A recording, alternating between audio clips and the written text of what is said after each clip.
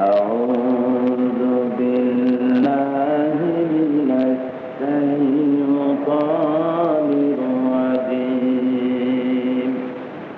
بسم الله الرحمن الرحيم إن الله وملائكته يصلون على النبي يا أيها الذين آمنوا صلوا عليه وسلموا تسليما صلى الله محمد وآله وأصحابه وسلم جلسة لكم صلى الله على سيدنا محمد وآله وأصحابه وسلم بلغ العلا بكماله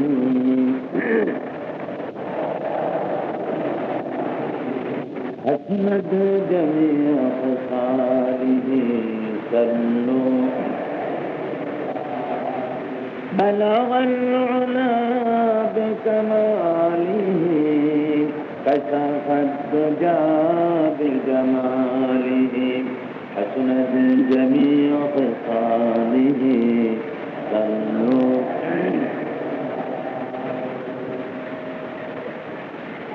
मुझे कुछ मिले या न मिले मोहम्मद मिले मुझे कुछ मिले या न मिले मोहम्मद मिले यानी वो जिसे अल्लाह मिले बलागल उला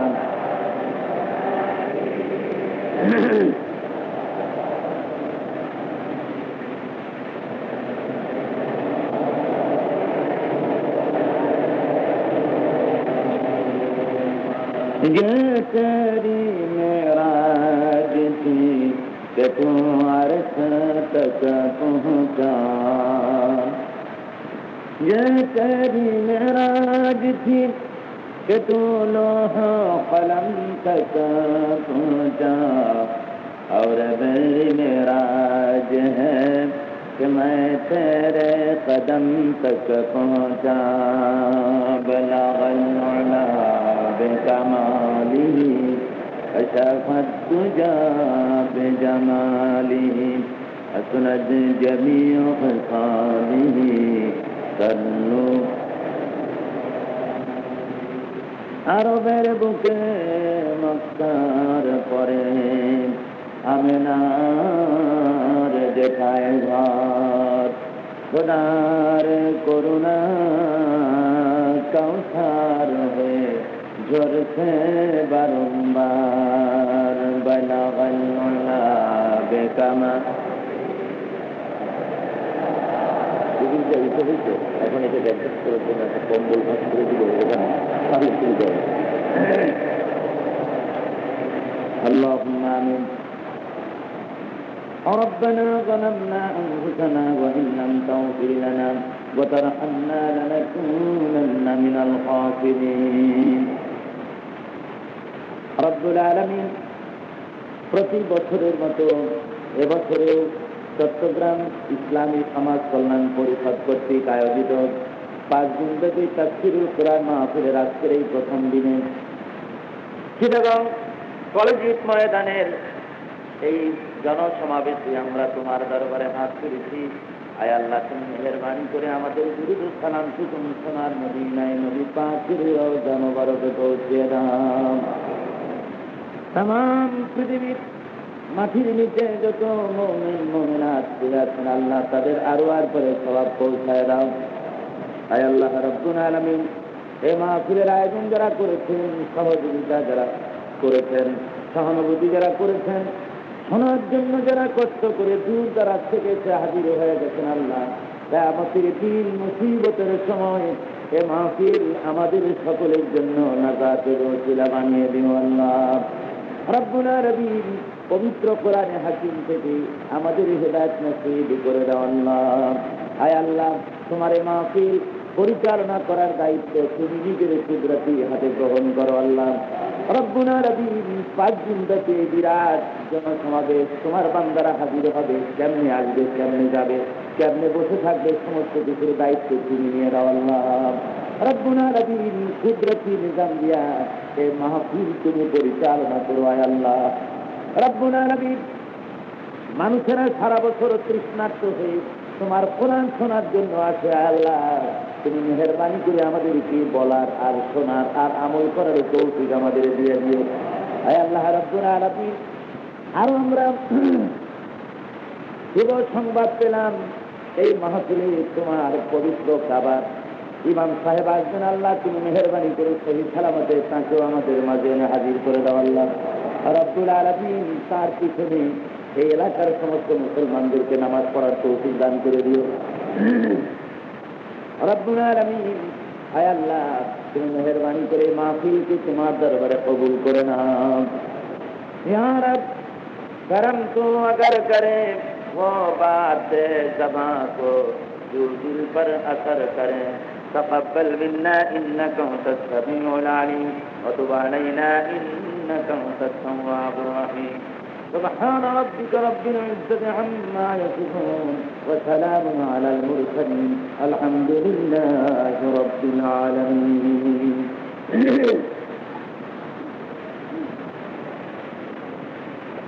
जनाब मोहतरम साहिब सदर हजरात उलमाए किराम, सम्मानित सुधी मंडली, उपस्थित আমার দিনদার ইমানদার মুসলমান ভাইয়েরা, পর্দার আড়ালের মা ও বোনেরা, আসসালামু আলাইকুম ওয়া রাহমাতুল্লাহ। আমরা আল্লাহ রাব্বুল আলামিনের দরবারে শুকর আদায় করছি যে মহান আল্লাহ রাব্বুল আলামিন সুদীর্ঘ 1 বছর পরে প্রতি বছরের মতো এবারেও 1985 সনের 4 ফেব্রুয়ারি থেকে শুরু করে 8 ফেব্রুয়ারি পর্যন্ত চট্টগ্রাম ইসলামী সমাজ কল্যাণ পরিষদ কর্তৃক আয়োজিত তাফসীরুল কোরআন মাহফিলে শরীক হতে পারলাম। সেই আল্লাহর দরবারে আমরা শুকরগুজার হচ্ছি। সবাই পড়েন আলহামদুলিল্লাহ মুহাব্বতের সাথে, জোরে সোরে সবাই পড়েন আলহামদুলিল্লাহ।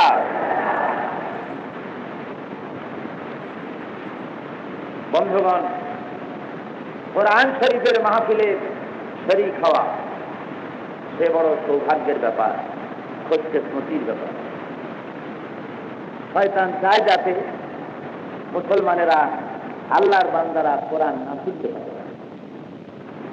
আর যারা ভাগ্যবান, যাদের খুশকিসমত আছে, তারা আল্লাহর রহমতে শয়তানের সমস্ত রকমের চক্রান্তকে উপেক্ষা করে আল্লাহর দ্বীন জলসায় হাজির হয়ে যায়। কোরআন শরীফ শোনা থেকে মানুষকে বিরত রাখার চক্রান্ত নতুন কিছু নয়, শুরু হয়েছে কোরআন যেদিন নাযিল শুরু হয়েছে সেদিন থেকেই এ চক্রান্ত শুরু হয়েছে, যাতে করে মানুষেরা কোরআন না শুনতে পারে। যেহেতু কোরআনই হলো একমাত্র এমনই এক সম্পদ, এমনই এক মহান গ্রন্থ, এমনই এক মহাবাণী, যা শুনলে পরে মুসলমানের ঈমান বর্ধিত হয়, খোদা ভীতির সৃষ্টি হয়, আর অমুসলিমদেরকে ইসলাম কবুল করতে বাধ্য করে। তার দিল, মন, মগজ সবকিছু এর প্রতি আকৃষ্ট হয়ে যায়। যারা বলেন সুবহানাল্লাহ। এই জন্য আমরা দেখেছি হাদিস শরীফে সরকার দো আলম জনাবে মুহাম্মদ রাসূলুল্লাহ যারা বলেন সাল্লাল্লাহু আলাইহি ওয়াসাল্লাম, তিনি যখন কোরআন শরীফ তেলাওয়াত করতেন,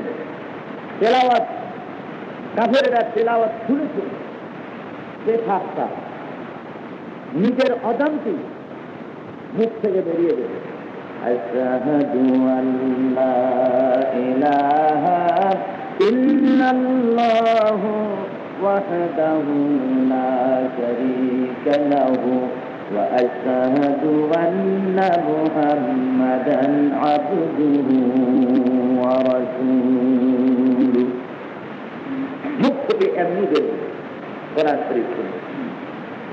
সুতরাং এই কোরআন শরীফ যেন কেউ না শুনতে পারে, সেজন্য আবু জাহেল, আবু লাহাব কি বলেন, তারা চেষ্টা করছিল না? কি বলেন, করে নাই?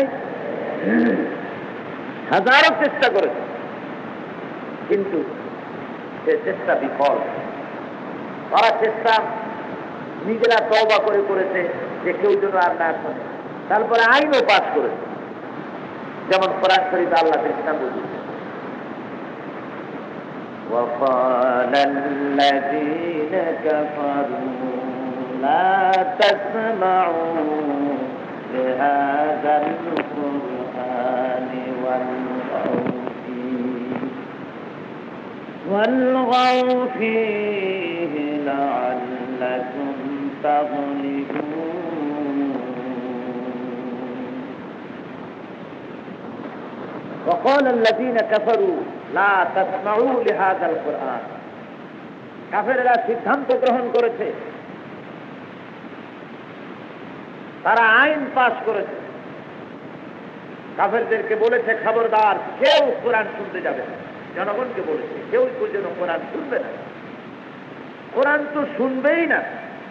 কোরআন যেখানে তেলাওয়াত হয়, কোরআন যেখানে পড়া হয়, এটাকেও বাধা দেবে, চূড়ান্ত রূপে ডিস্টার্ব করবে। যত রকমের সম্ভব, যত রকমের ষড়যন্ত্র করা দরকার করবে, যাতে করে লোকেরা কোরআন শুনতে না যেতে পারে, কোরআন যাতে শুনতে না পারে, এই চেষ্টা তারা করেছে। কোরআন শরীফ আল্লাহ কাফেররাই চেষ্টা করে। এত হাজারো চেষ্টার পরেও কোরআন শরীফ জমিয়ে রাখা যায় না। কি বলেন, জমায় রাখা গেছে? জোরে বলেন, গেছে?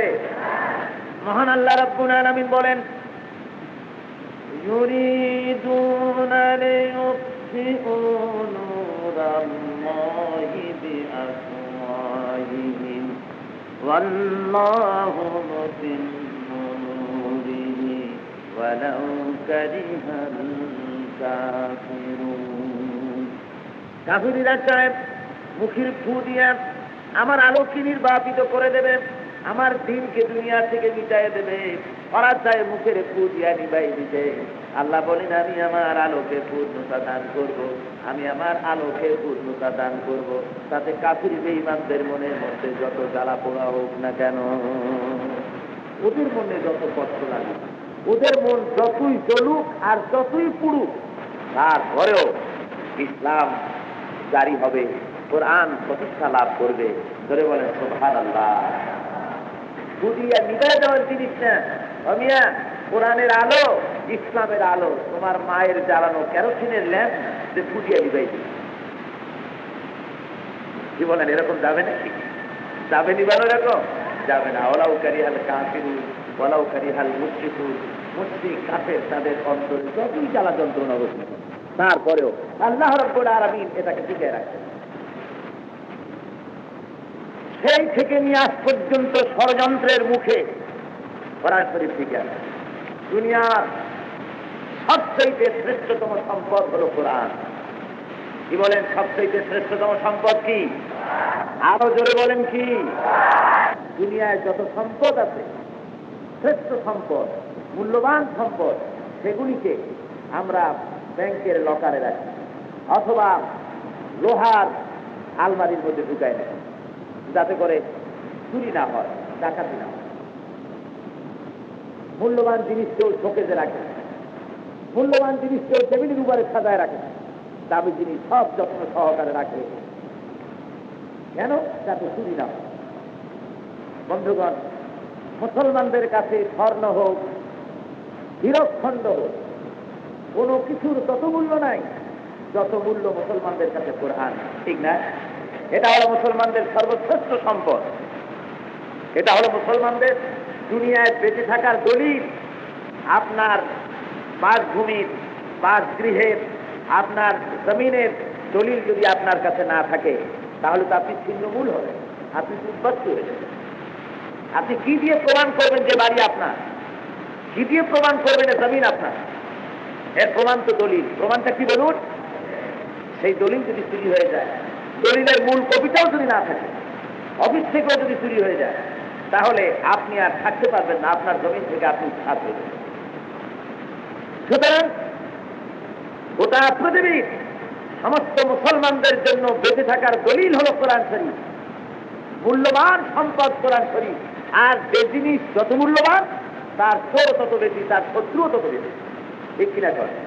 সোনার মূল্য বেশি না কম? হীরকখণ্ডের মূল্য বেশি না কম? আপনার টাকা পয়সা, আপনার এই ধান চাউল ইত্যাদি চাইতে সোনা দানার চোর বেশি না কম? বেশি। আর ফেসলা চোর এগুলির দিকে অগ্রসর হয় না। সোনা, হীরকখণ্ড এগুলি চুরি করার জন্য ফেসলা চোর, তাল বেল যারা চুরি করে ওরা আছে না। এগুলি চুরি করতে সেই দস্যু মোহন, বাহারাম, ওই জাতীয় বিরাট বিরাট দস্যুরা এগুলি চুরি করতে আসে। দুনিয়ার শ্রেষ্ঠ সম্পদ কোরআন। এই কোরআনের শত্রু শ্রেষ্ঠ শত্রু না। কোরআন যেমন শ্রেষ্ঠ সম্পদ, শত্রু তেমন অত্যন্ত শক্তিশালী। এই শক্তিশালী শত্রুরা কোরআন শরীফকে যদি মিটাই দিতে পারে, ধ্বংস করে দিতে পারে, মুছে ফেলতে পারে, নকল করতে পারে, কোন রকম করে যদি রদবদল করতে পারে, তাহলে তারা জীবনে তারা হবে সফল। আর মুসলমানেরা উদ্বাস্তু হয়ে জমিন থেকে নিজের ঘরে নিজেই পরবাসী হয়ে। এই জন্য আমার আল্লাহ রাব্বুল আলামিন কোরআন হেফাজতের দায়িত্ব নিয়েছেন। আল্লাহ জানেন যে তোদের ব্যাংকের লকার যেটা, ওটায় কোরআন তুই হেফাজতে রাখতে পারবি। তোর যে লোহার আলমারি, কোরআনের শত্রু এত মজবুত, তোর লোহার আলমারিতে আমার কোরআন তুই রাখতে পারবি না, চুরি হয়ে যাবে, নকল হবে। আল্লাহ রাব্বুল আলামিন বলেন, দুনিয়ার কোন শক্তি আমার কোরআন যেন উঠায় না দিতে পারে, নকল না করতে পারে, কোন রকম রদবদল না করতে পারে। এই জন্য আমি রব্বুল আলামিন কোরআন হেফাজতের দায়িত্ব নিয়েছি। নাহানু নাযালনা যিকরা ওয়া ইন্না লাহু লাহাফিজুন। কোরআন শরীফ নাযিল করেছি আমি, আর হেফাজতের দায়িত্ব আমি রব্বুল আলামিন নিলাম। এমন জায়গায় হেফাজত করেছি কোরআন শরীফ চুরি হওয়ার কোনো সম্ভাবনা কিয়ামত পর্যন্ত নাই। ধরে বলেন সুবহানাল্লাহ। চুরি হওয়ার কোনো সম্ভাবনা নাই, নকল হওয়ার সম্ভাবনা নাই। তাফসীরের মাহফিলে লোক আসতে ঠেকায় দিবা, তাদের কোরআন শরীফে কিছু আসে যায়, কিছু আসে যায়। ধরে বলেন কিছু আসে যায় কোরআন শরীফে, কিছু আসবে যাবে। আল্লাহ ঠিক মতো হেফাজত করবে। আল্লাহ জানে তোমাদের অবস্থা। সেই জন্য ব্যাংকের লকারে নয়, লোহার আলমারিতে নয়, মানুষের সিনার ভিতরে, কলেজার ভেতরে, মেমোরির ভিতরে এমন ভাবে আটকায় দিয়েছেন হাফেজের গোস্ত দিয়ে, হাড় দিয়ে, চামড়া দিয়ে আটকায় দেওয়া হয়েছে, যেখান থেকে ছিনতাই হওয়ার, চুরি হওয়ার কিয়ামত পর্যন্ত সম্ভাবনা নাই। ধরে কোন সুবহানাল্লাহ। এই পৃথিবীর বুকে মানুষের সিনার ভিতরে আল্লাহ রাব্বুল আলামিন কোরআন যেমন হেফাজত করেছিলেন, দুনিয়ার ভেতরে এমন কোন ধর্মীয় কিতাব নাই, এমন কোন ধর্ম পুস্তক নাই যার অনুসারীরা তাকে মুখস্থ করেছে। বেদের হাফেজ নাই, বাইবেলের হাফেজ নাই, জিন্দা বিশ্বর হাফেজ নাই, সাউথে কিংয়ের হাফেজ নাই, ত্রিপিটকের হাফেজ নাই। দুনিয়ার মধ্যে ধর্মীয় কিতাবকে তার অনুসারীরা কেউ মুখস্থ করতে পারে নাই। আল্লাহ রাব্বুল আলামিন বলেন, ওয়ালাকাদ ইয়াসসারনাল কুরআনা লিযিকর। কোরআন শরীফ মুখস্থ করার জন্য আমি আমার বান্দাদের কাছে সহজ করে দিয়েছি। সুবহানাল্লাহ। আমি আল্লাহ যদি সহজ না করে দিতেন এত বড় কোরআন শরীফ কি মনে করেন? হ্যাঁ, কি সাংঘাতিক ব্যাপার, যে বিরাট কোরআন শরীফ। সুবহানাল্লাহ। একটা কবিতা মুখস্থ থাকে না, একটা গান মনে থাকে না, আর এত বড় কোরআন শরীফ আপনি কি খেলা মনে করেন? এই বিরাট কোরআন শরীফ মানুষ সিনার ভিতরে আবদ্ধমূল করেছে।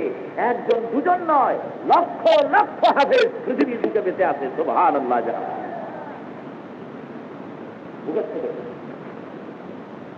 আবার এমন জায়গায় হেফাজত করে রেখেছেন রব্বুল আলামিন। আমি আমার আলোচনায় বলে থাকি, কোরআনের দুশমনেরা কোন জায়গায় হাফেজ কোরআন আমানত রেখেছে সেইখান থেকে পার করে ছবি তুলে নষ্ট করতে পারে নাকি? এই জন্য রব্বুল আলামিন এমন জায়গায় রেখে দিয়েছেন, এক্সরে মেশিন দিয়ে মানুষের ব্রেনের ছবি তোলা যাবে, হাড়ের ভিতরের মজ্জার ছবি তোলা যাবে, কিন্তু হাফেজ কোরআন শরীফ কোন জায়গায় রাখছে এক্সরে মেশিন দিয়ে ছবি তুলে তা পাওয়া যাবে না। জোরে কান সুবহানাল্লাহ। কোন জায়গায় কোরআন রেখেছে এক্সরে মেশিনে ধরা পড়বে, এমন জায়গায় রাখা হবে। টেপ রেকর্ডার গুলি একবার একটা রেকর্ড করে ওর উপর আর একটা বক্তৃতা দিলে সেটা বুঝে যাবে, প্রথমটা বুঝে যাবে, আর একটা দিলে দ্বিতীয়টা বুঝে যাবে, ঠিক না?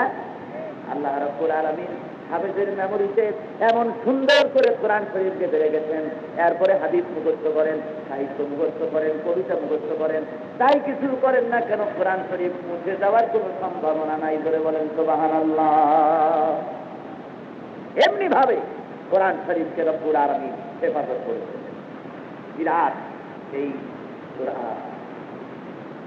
অনেকে অবশ্য বলে যে এত বড় কোরআন শরীফ তো না হলেও কোরআন শরীফ তো অনেক বড়। তথাকথিত আধুনিক শিক্ষিত ব্যক্তিবর্গ তাদের মধ্য থেকে কেউ কেউ বলেন যে কোরআন শরীফটারে একটু ছোট বানাই দিতে হইত।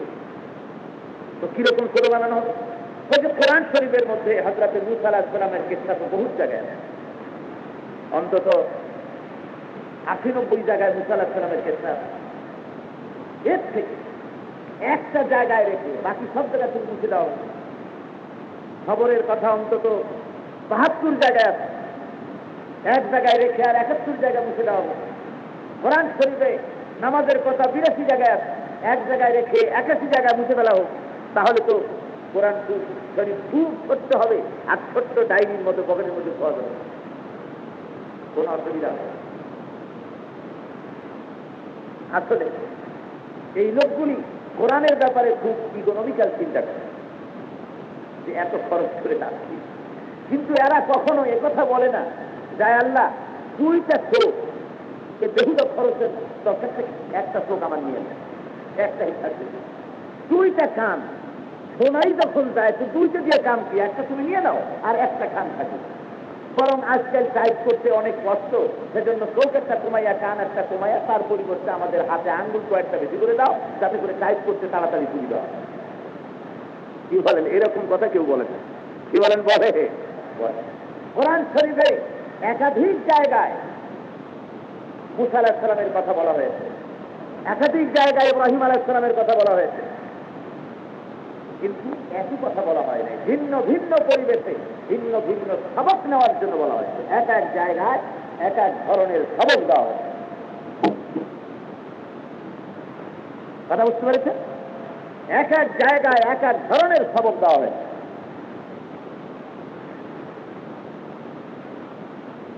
প্রথম পাড়ায় এক রকমের সবক, পঞ্চম পাড়া আর এক রকমের সবক। এর থেকে একটা যদি উঠায় দেওয়া হয় তাহলে একটা সবক থেকে গোটা বিশ্ববাসী আল্লাহ রাব্বুল আলামিনের একটা মূল্যবান সবক থেকে মাহরুম হয়ে গেল। কি বলেন? ঠিক না? যেমন ধরুন দৃষ্টান্ত দিয়ে বলা যেতে পারে, হযরতে ওমর ফারুক রাদিয়াল্লাহু তাআলা আনহুর জামানায় ঢোল পিটানো হতো, শহরত করা হতো, ধিক্কার মারা হতো বাজারে বাজারে, জাকাতের টাকা কে নেবে, জাকাতের টাকা কে নেবে। কি বলেন? শুনছেন না আপনারা? তারপরে একটা লোক পাওয়া যায় নাই যে জাকাতের টাকা আমার লাগবে। এটা ইতিহাসের একটা লাইন আমি আপনাদের পড়ে শোনালাম, ইতিহাসের একটা লাইন। এই একটি লাইন থেকে আমরা কয়েকটা সবক পেতে পারি। কোরআন শরীফে যে ভিন্ন ভিন্ন ভাবে একই মূসা আলাইহিস সালামের ক্ষেত্রে অনেক জায়গায় আছে, তার থেকে কি ধরনের সবক তার দৃষ্টান্ত স্বরূপ আমি আপনাদের বলতেছি। এই যে ওমর রাদিয়াল্লাহু তাআলা আনহুর জামানার এই যে একটা লাইন আমি বললাম, এই একটা লাইন থেকে আমরা অনেকগুলি সবক পেতে পারি। যেমন ধরুন একটা সবক এ ধরনের পাওয়া যায় যে অর্থনৈতিক দিক থেকে দেশ এমন পর্যায়ে পৌঁছে গিয়েছিল যে যাকাত সকলে দিতে সম্ভব, মানে যাকাত দেওয়া সকলের জন্য সম্ভব হয়েছে। গরিব নাই, যাকাত নেওয়ার মতো লোক নাই, আর কোটি কোটি টাকার মালিকও নাই, আর একেবারে নিঃস্ব লোকও নাই। সব একটা পর্যায়ে এসে গিয়েছে যে যাকাত নেওয়ার মতো লোক সেখানে আর নাই, এমন অবস্থা হয়েছে। 2 নম্বরে এই একই কথা থেকে আরেকটা সবক নিতে পারি। হযরত ওমরের জমানায় যাকাত খেয়ে নেবে বলে চিল্লানো হয়েছে, একটা লোক বলে নাই যে আমার লাগবে। এ কথা দিয়ে 2 নম্বরের সবক আমরা নিতে পারি এই যে সেই যুগে ইসলামী অর্থনীতি এবং ইসলামী আইন কানুন দিয়ে মানুষের চরিত্র এত উন্নত হয়েছে যে যাকাত লাগবে না, তারপরেও কেউ যাচ্ছে যে আমাকে দেন, আমার লাগবে। কথা বুঝতে পেরেছেন? এখন যদি বলা হয় আগামীকাল এই মাহফিলের শেষে, আগামীকাল এখানকার এই মাহফিলের শেষে গরিব যারা, যাদের চোখ নাই, অন্ধ মানুষ, তাদেরকে ল্যাব বিতরণ করা হবে, কম্বল বিতরণ করা হবে, এই কথা যদি আজকে ঘোষণা করা হয়, কালকে দেখবেন যে চৌকালারাও চোখ বন্ধ করে লাঠি একটা নিয়ে এসে হাজির হবে যে আমার লাগবে। কি বলেন, ঠিক কিনা? ঠিক না?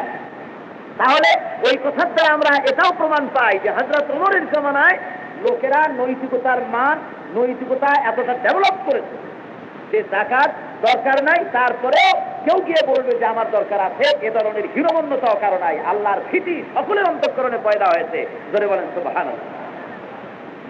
এ ধরনের আরো অনেক বলা যায়, আমি সেদিকে বাড়াবো না। আমি বুঝাতে চাচ্ছি এই যে কোরআন শরীফে যতগুলি কথা, মুসা আলাইহিস সালামের কথা, ইউসুফ আলাইহিস সালামের কথা, ইব্রাহিম আলাইহিস সালামের কথা, যত জায়গায় যত বার এসেছে, প্রত্যেকটা আলাদা আলাদা একটা সবক নিয়ে এসেছে এবং প্রত্যেকটি সবক বিশ্ববাসীর জন্য সবচেয়ে উপকারী। ধরে বলেন সুবহানাল্লাহ। আল্লাহ রাব্বুল আলামিন এই কোরআন শরীফ নাজিল করেছেন মানুষের দুঃখ দুর্দশা বৃদ্ধির জন্য নয়, গোটা দুনিয়ার মানুষের সৌভাগ্যের চাবিকাঠি, গোটা দুনিয়ার মানুষের মুক্তি সনদ হিসাবে কোরআন শুধু মুসলমানদের জন্য নয়, কোরআন গোটা বিশ্ববাসীর। জোরে বলেন সুবহানাল্লাহ, জোরে বলেন সুবহানাল্লাহ। একটু দরুদ শরীফ পড়েন। সালা দুনিয়া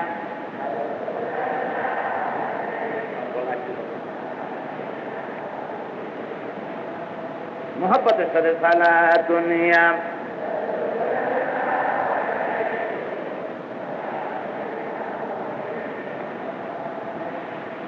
সালাতুনিয়া রাসূলুল্লাহ আলাইকুম সালামুন ইয়া হাবিবাল্লাহ আলাইকুম সালাতুনিয়া।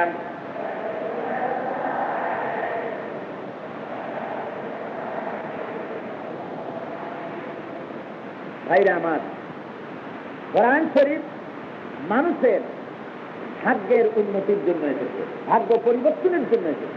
আল্লাহ যেমন রব্বুল আলামিন, আল্লাহ কি জোরে কন, সবাই বলেন জোরে সরে। আল্লাহ শুধু মুসলমানদের জন্য, আল্লাহ রব্বুল আলামিন তিনি যেমন শুধু মুসলমানদের আল্লাহ নন, তিনি যেমন সকলের জন্য রব।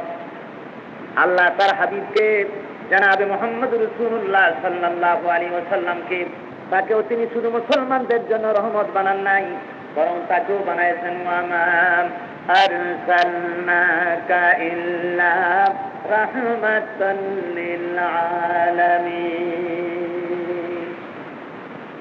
আল্লাহ যেমন রব্বুল আলামিন, রাসূল তেমন কি বলে, তিনি তেমন রাহমাতুল লিল আলামিন। আবার আল্লাহ বলেন আমি যেমন রব্বুল আলামিন নবীকে বানালাম রাহমাতুল লিল আলামিন সকলের জন্য, আর নবীর কাছে যে কিতাব দিলাম এই কোরআন শরীফ খানা শুধুমাত্র মুসলমানদের জন্য নয়, বরং কোরআন দিলাম যিকরুল লিল আলামিন। নবী বিশ্ব নবী, আর কোরআন হলো বিশ্বজনীন, সার্বজনীন, সকলের জন্য। জোরে বলেন সুবহানাল্লাহ।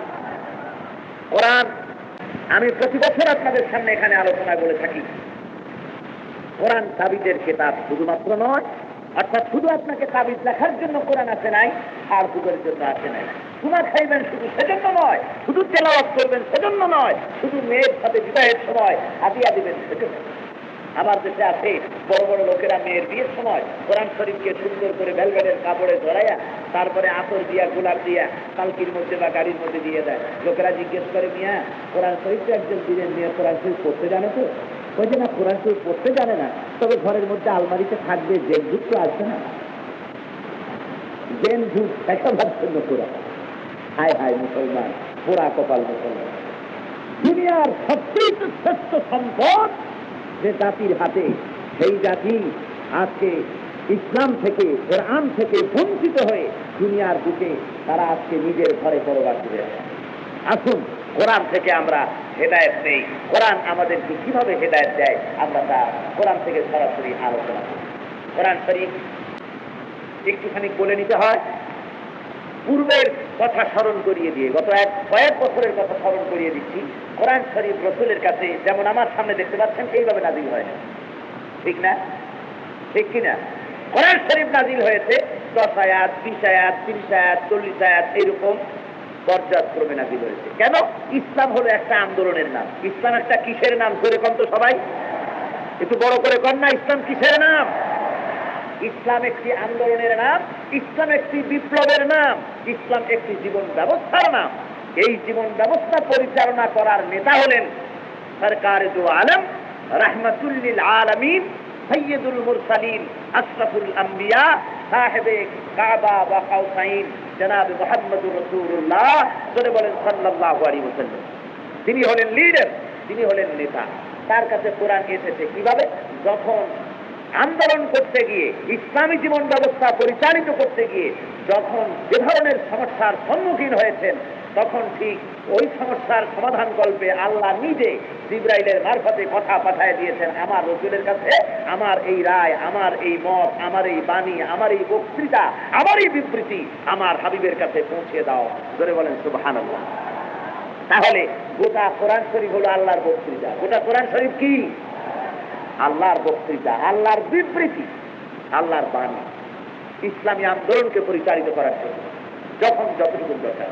ঠিক কোরআন শরীফকে যদি এই দৃষ্টিভঙ্গি নিয়ে আমরা দেখি যে কোরআন কোন ধর্মীয়, শুধুমাত্র ধর্মীয় কিতাব নয়, এটি একটি জীবন ব্যবস্থা, এই চিন্তা করে যদি পড়ি, তাহলে মনে হবে যে এই কোরআন শরীফ যেখান থেকে পড়বো মনে হবে যেন আমাদের জীবনের বর্তমান সমস্যার সমাধান কল্পী এই বুঝি কোরআন শরীফ নাজিল হলো।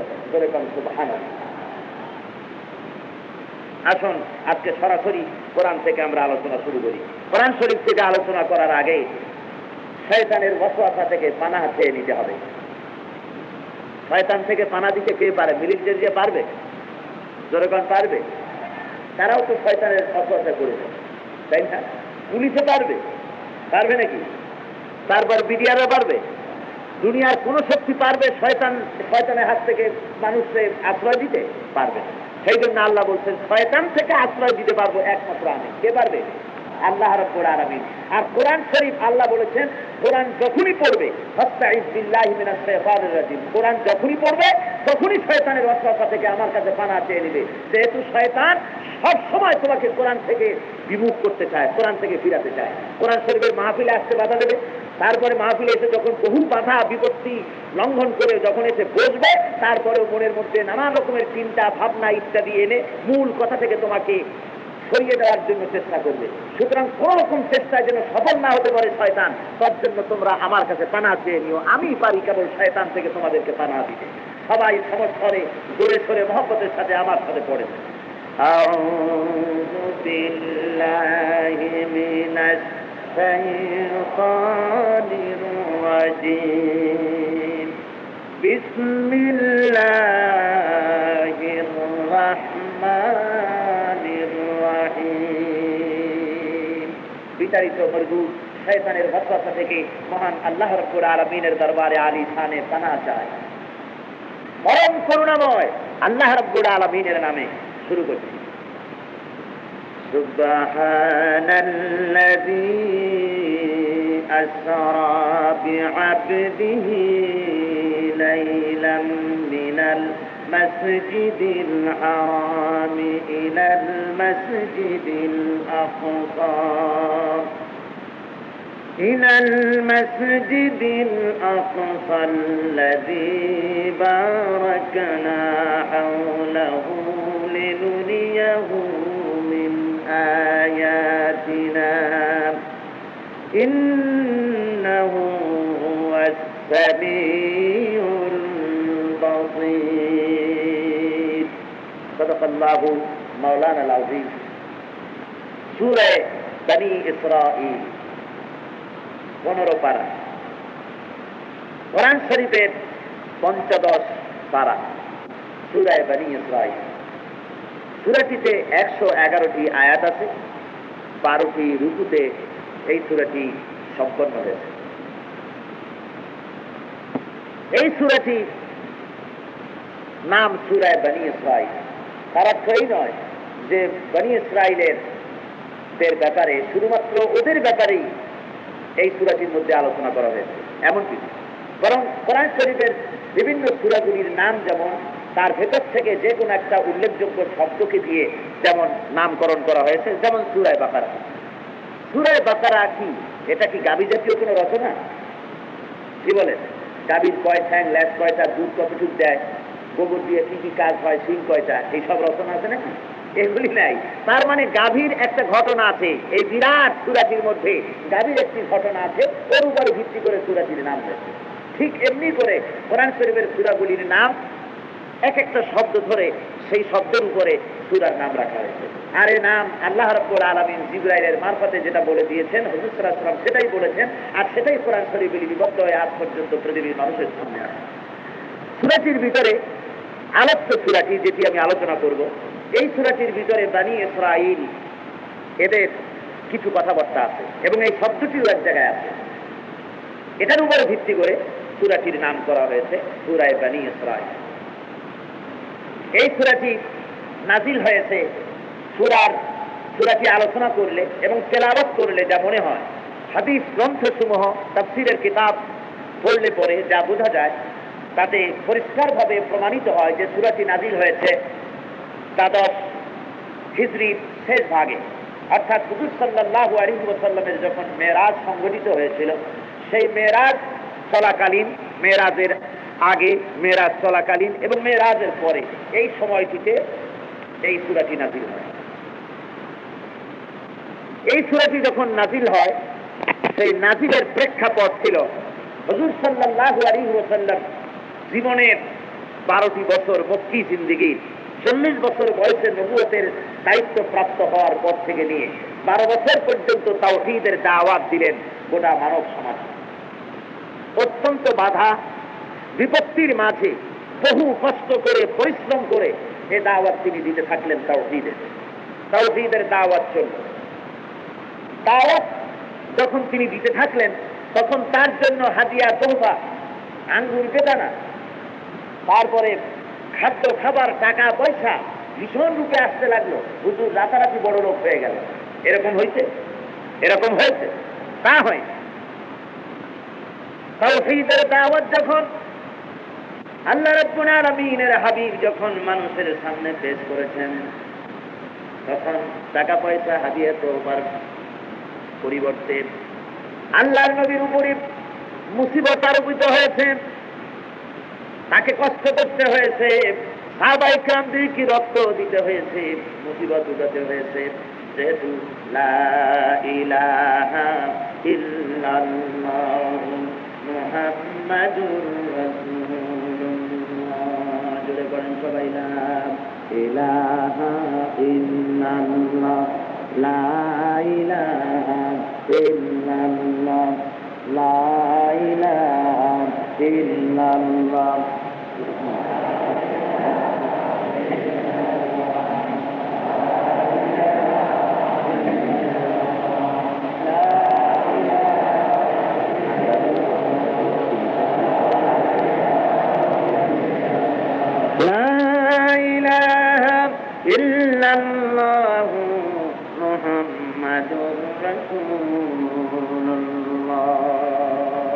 এই কলেমা, এই তাওহীদের দাওয়াত দেওয়াটাই ছিল রাসূলের জীবনের জন্য কাল, তাই না?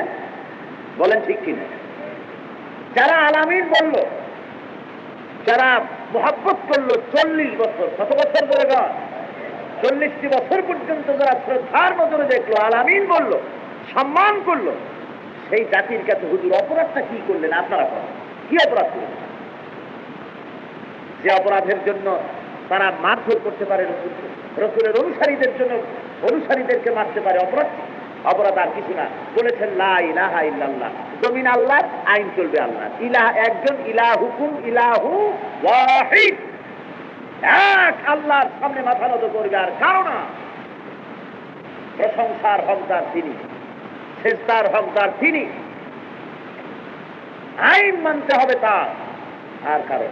এই একটি কথা, লা ইলাহা ইল্লাল্লাহ, এই কথাটাই কাফেরেরা সহ্য করতে পারলো না। ধরে বলেন পেরেছে? পারে নাই, সহ্য করতে পারে নাই। তারা মনে করেছে এটাই যদি হয় তাহলে তো আমাদের মাতম করি আর চলবে না। হায় রে কষ্ট, হ্যাঁ রে মুসিবত রাসূলের উপরে, সাহাবায়ে কেরামদের উপরে।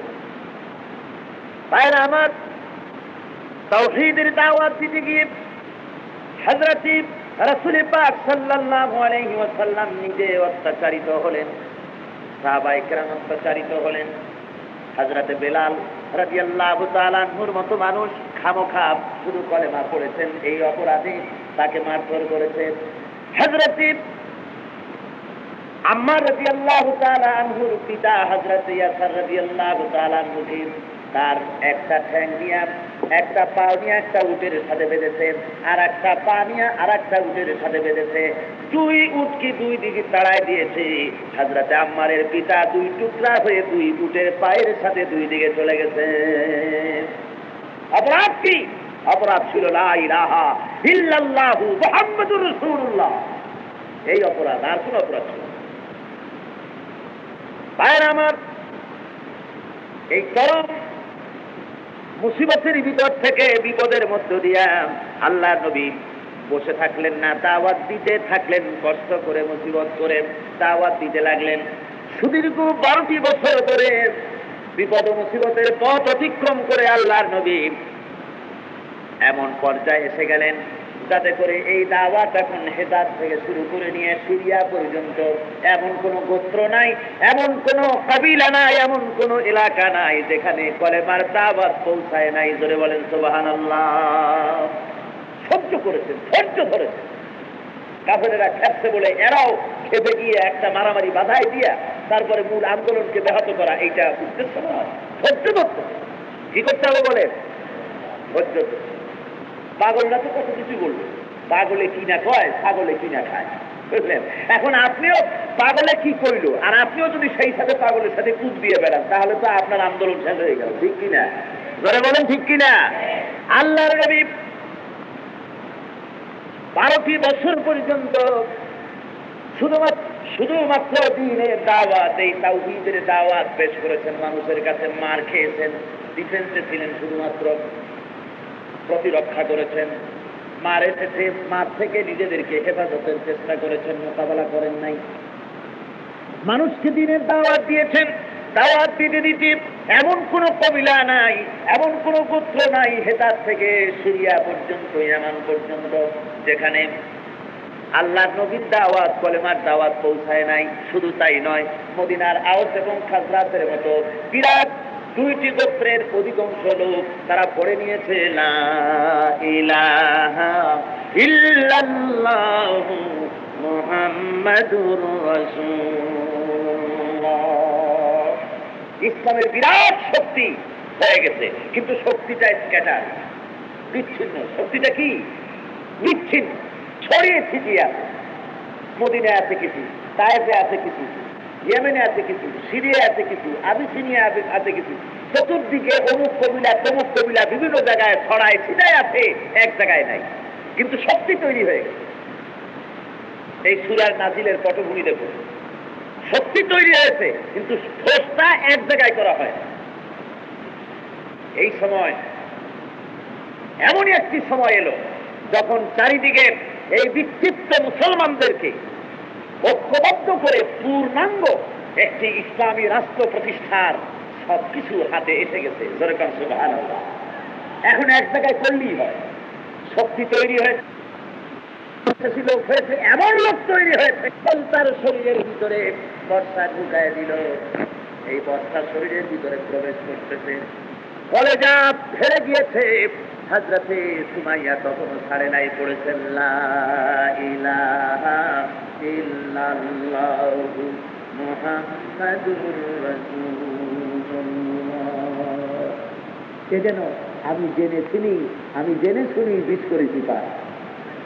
এমন নেশাগ্রস্ত হয়েছে জাতি, তাওহীদের নেশা, কলেমার নেশা, আল্লাহ এবং আল্লাহ রাসূলের নেশায় পাগল, জীবন বেরিয়ে যাচ্ছে। সুবহানাল্লাহ।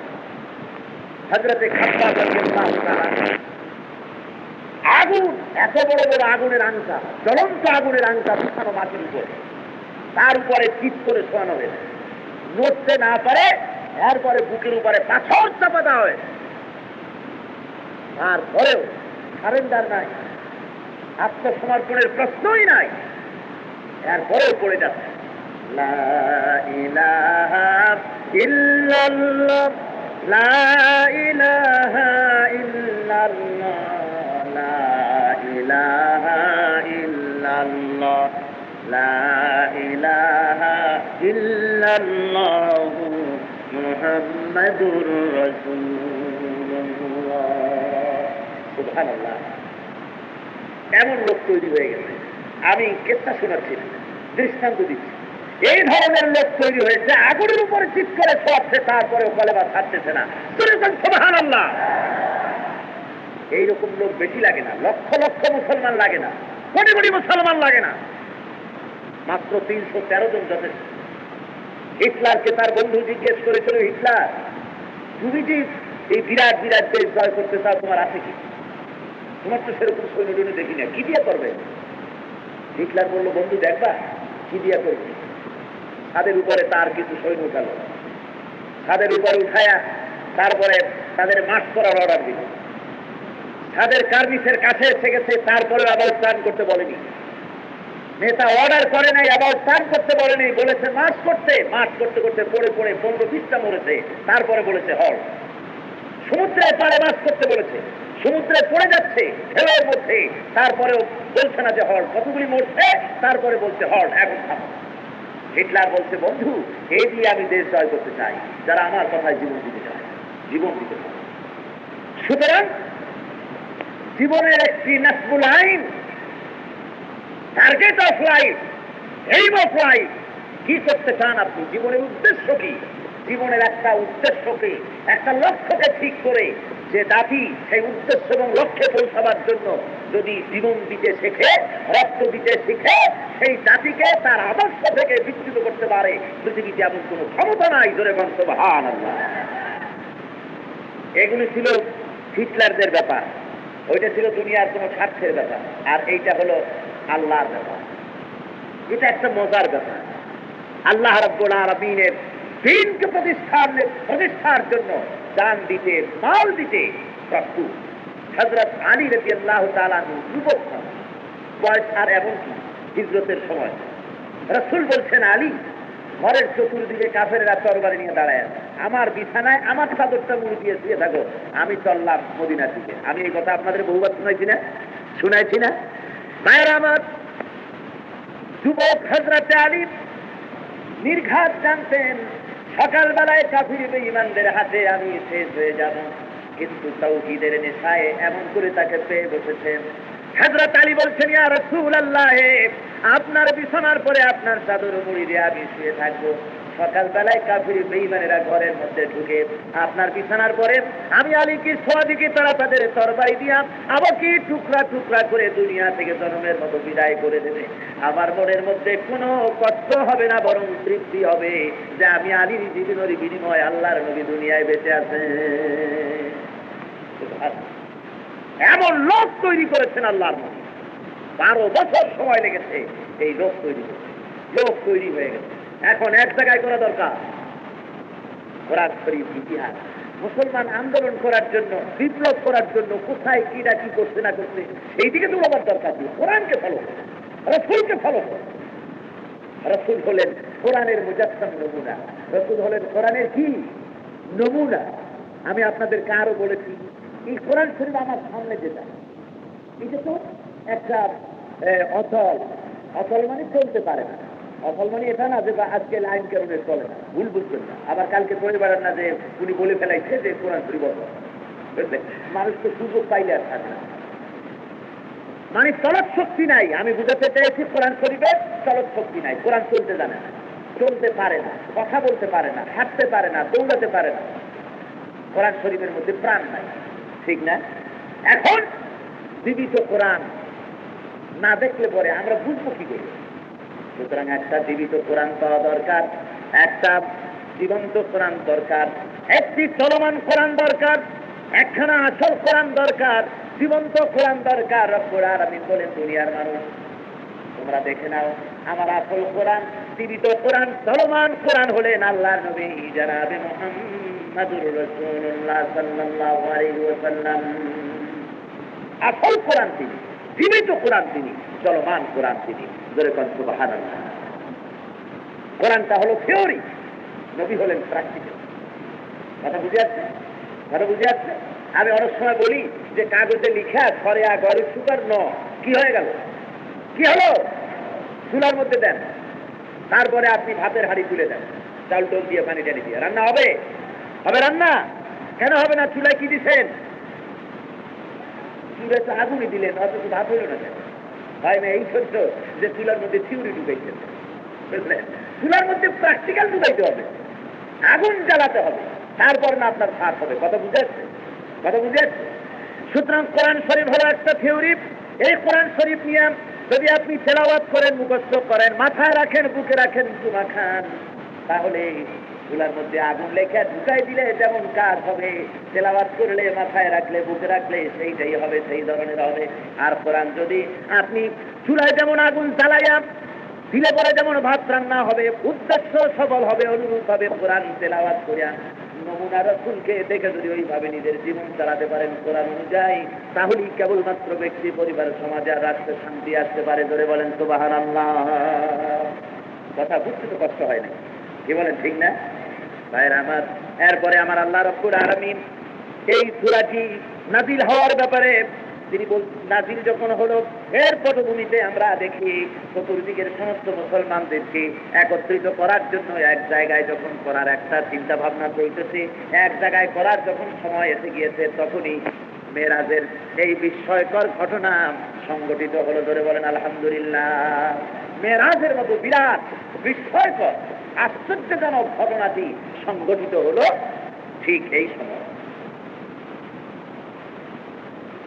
এই সূরাটির ভিতরে মেরাজের কথা বলা হয়েছে প্রথমে, আমি আলোচনায় আসছি। সূরাটির ভিতরে আরো বলা হয়েছে, বনী ইসরাঈলদেরকে সতর্ক করা হয়েছে যে তোমাদেরকে আমি ক্ষমতা দিয়েছিলাম, ক্ষমতা পাওয়ার পরে তোমরা ক্ষমতার অপব্যবহার করেছো, আমার দ্বীনকে প্রতিষ্ঠা করো।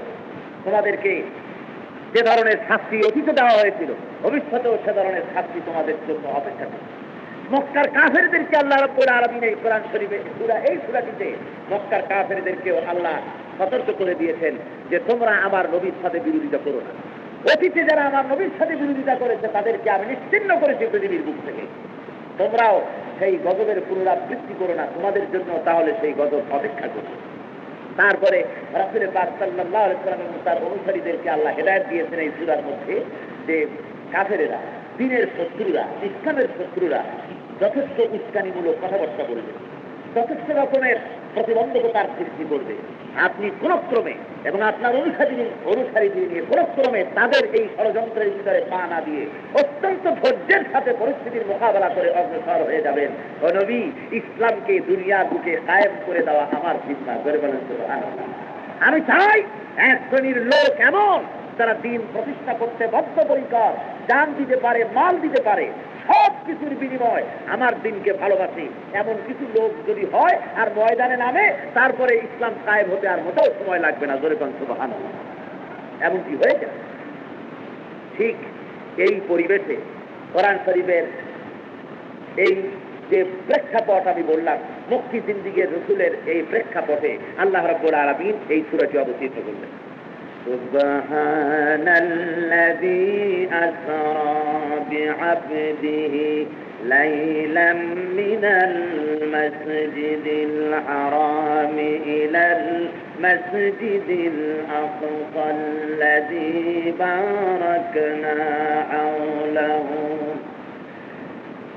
বারাকনা হাওলাহু লিনুরিয়াহু মিন আয়াতিনা ইন্নাহু হুয়াস সামিউল আলীম। ইরশাদ হচ্ছে সুবহানাল্লাযী আসরা বিআবদিহি, পবিত্র সেই সত্তা যিনি তার বান্দাকে রাতের এক রাত্রে, অর্থাৎ রাতের একটি অংশে, লাইলা, রাতের একটি অংশে তিনি তার বান্দাকে মসজিদে হারাম থেকে দূরবর্তী সেই মসজিদ পর্যন্ত ভ্রমণ করালেন, যার চতুষ্পার্শ্ব আল্লাহ বরকতপূর্ণ করেছেন। লিনুরিয়াহু মিন আয়াতিনা, এই জন্য যাতে করে আল্লাহ তার নিদর্শনাবলী তার বান্দাকে পরিদর্শন পর্যবেক্ষণ করাতে পারেন। ইন্নাহু হুয়াস সামিউল বাসীর, নিশ্চয়ই আল্লাহ সব কিছু জানেন এবং শোনেন। এ হলো প্রথম আয়াতের শাব্দিক তর্জমা। এখানে আল্লাহ রাব্বুল আলামিন এই আয়াতেই সূরাটির প্রথমেই সেই ঘটনার কথা বলা হয়েছে, যা ইসলামের পরিভাষায় ইসরা বা মেরাজ বলা হয়। ইসরা হলো রাতের ভ্রমণকে বলা হয় ইসরা, আর মেরাজ বলা হয় উপরে চড়া। তো রাতের একটি অংশে মসজিদে হারাম থেকে বাইতুল মাকদাস পর্যন্ত রাতের একটি অংশে পরিভ্রমণ করানো হয়েছে। এরপরে এটা হলো ইসরা। আর বাইতুল মাকদাস থেকে আরশে আজিম পর্যন্ত যেটা হয়েছে এটাকে বলা হয় মেরাজ। এটাকে কি বলা হয়? মেরাজ বলা হয়। কোরআন শরীফের সূরা বনী ইসরাইলে এখানে এ পর্যন্তই বলা হয়েছে, আর সূরা আন-নাজমের মধ্যে কিছু বলা হয়েছে। বাকি সমস্ত ঘটনা এসেছে হাদিস শরীফের মধ্যে।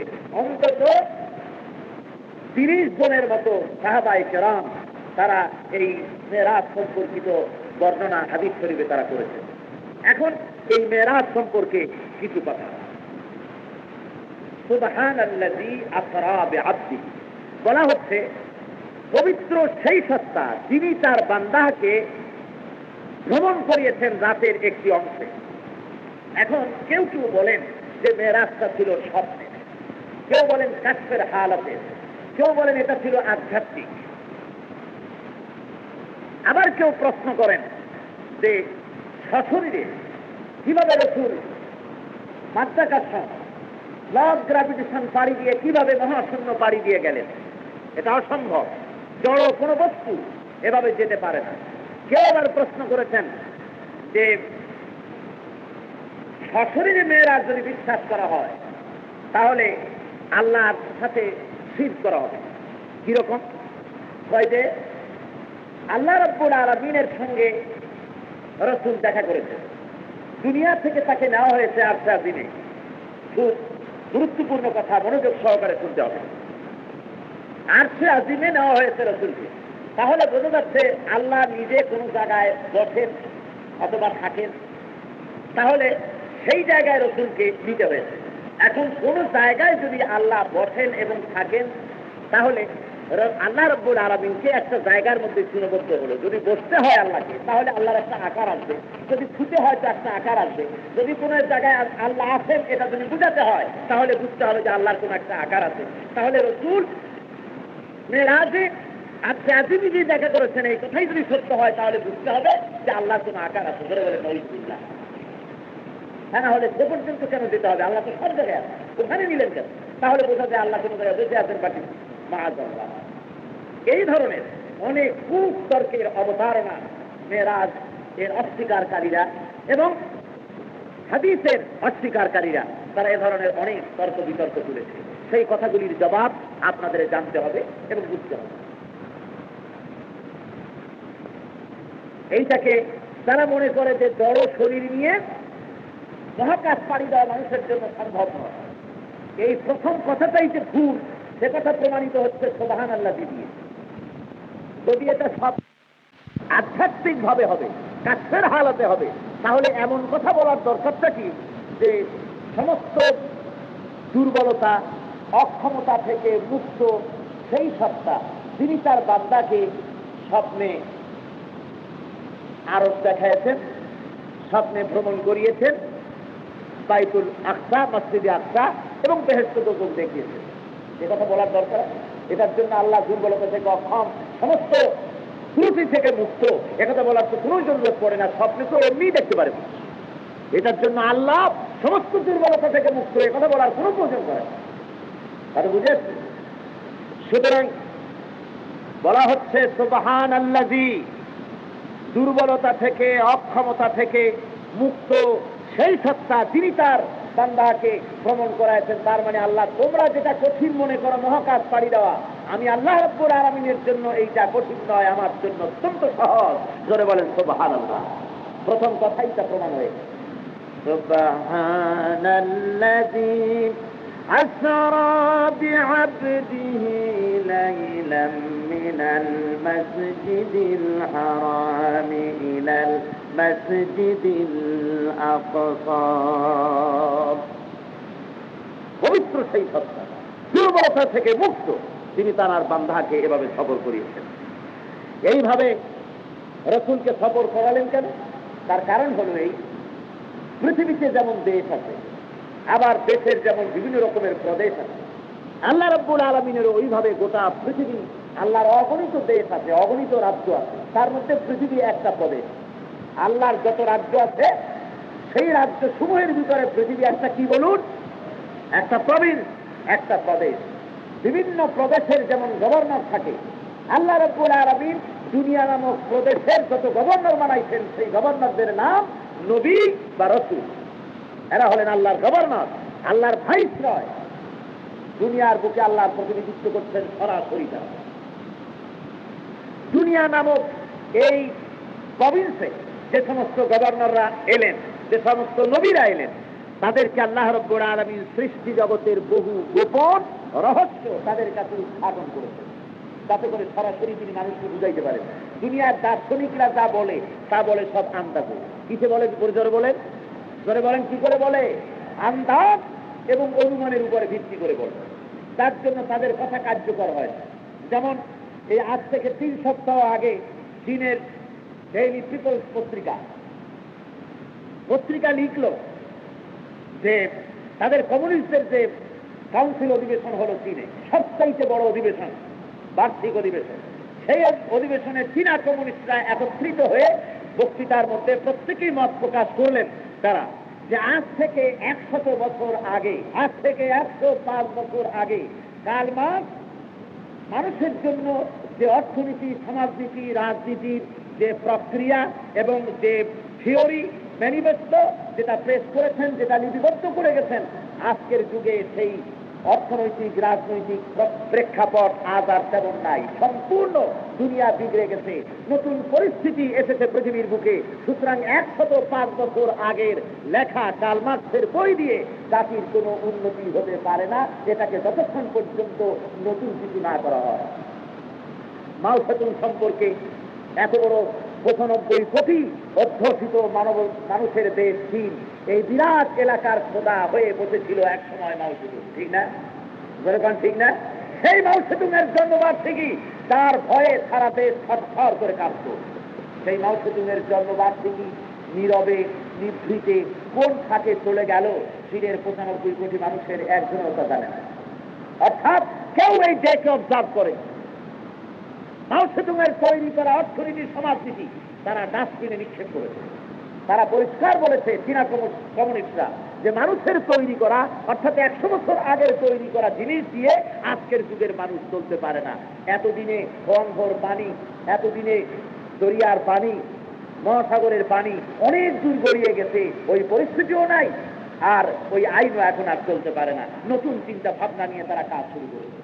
এটা আমি এই জন্য বলছি, যেহেতু মানুষ, দার্শনিকরা চিন্তা করে মন মগজ দিয়ে, আর মন মগজ দিয়ে চিন্তা করে যেটা করতে চায় সেটা বেশি দিন টেকে না, মানুষের জন্য সেটা কল্যাণকর হয় না। ধরে বলেন ঠিক না?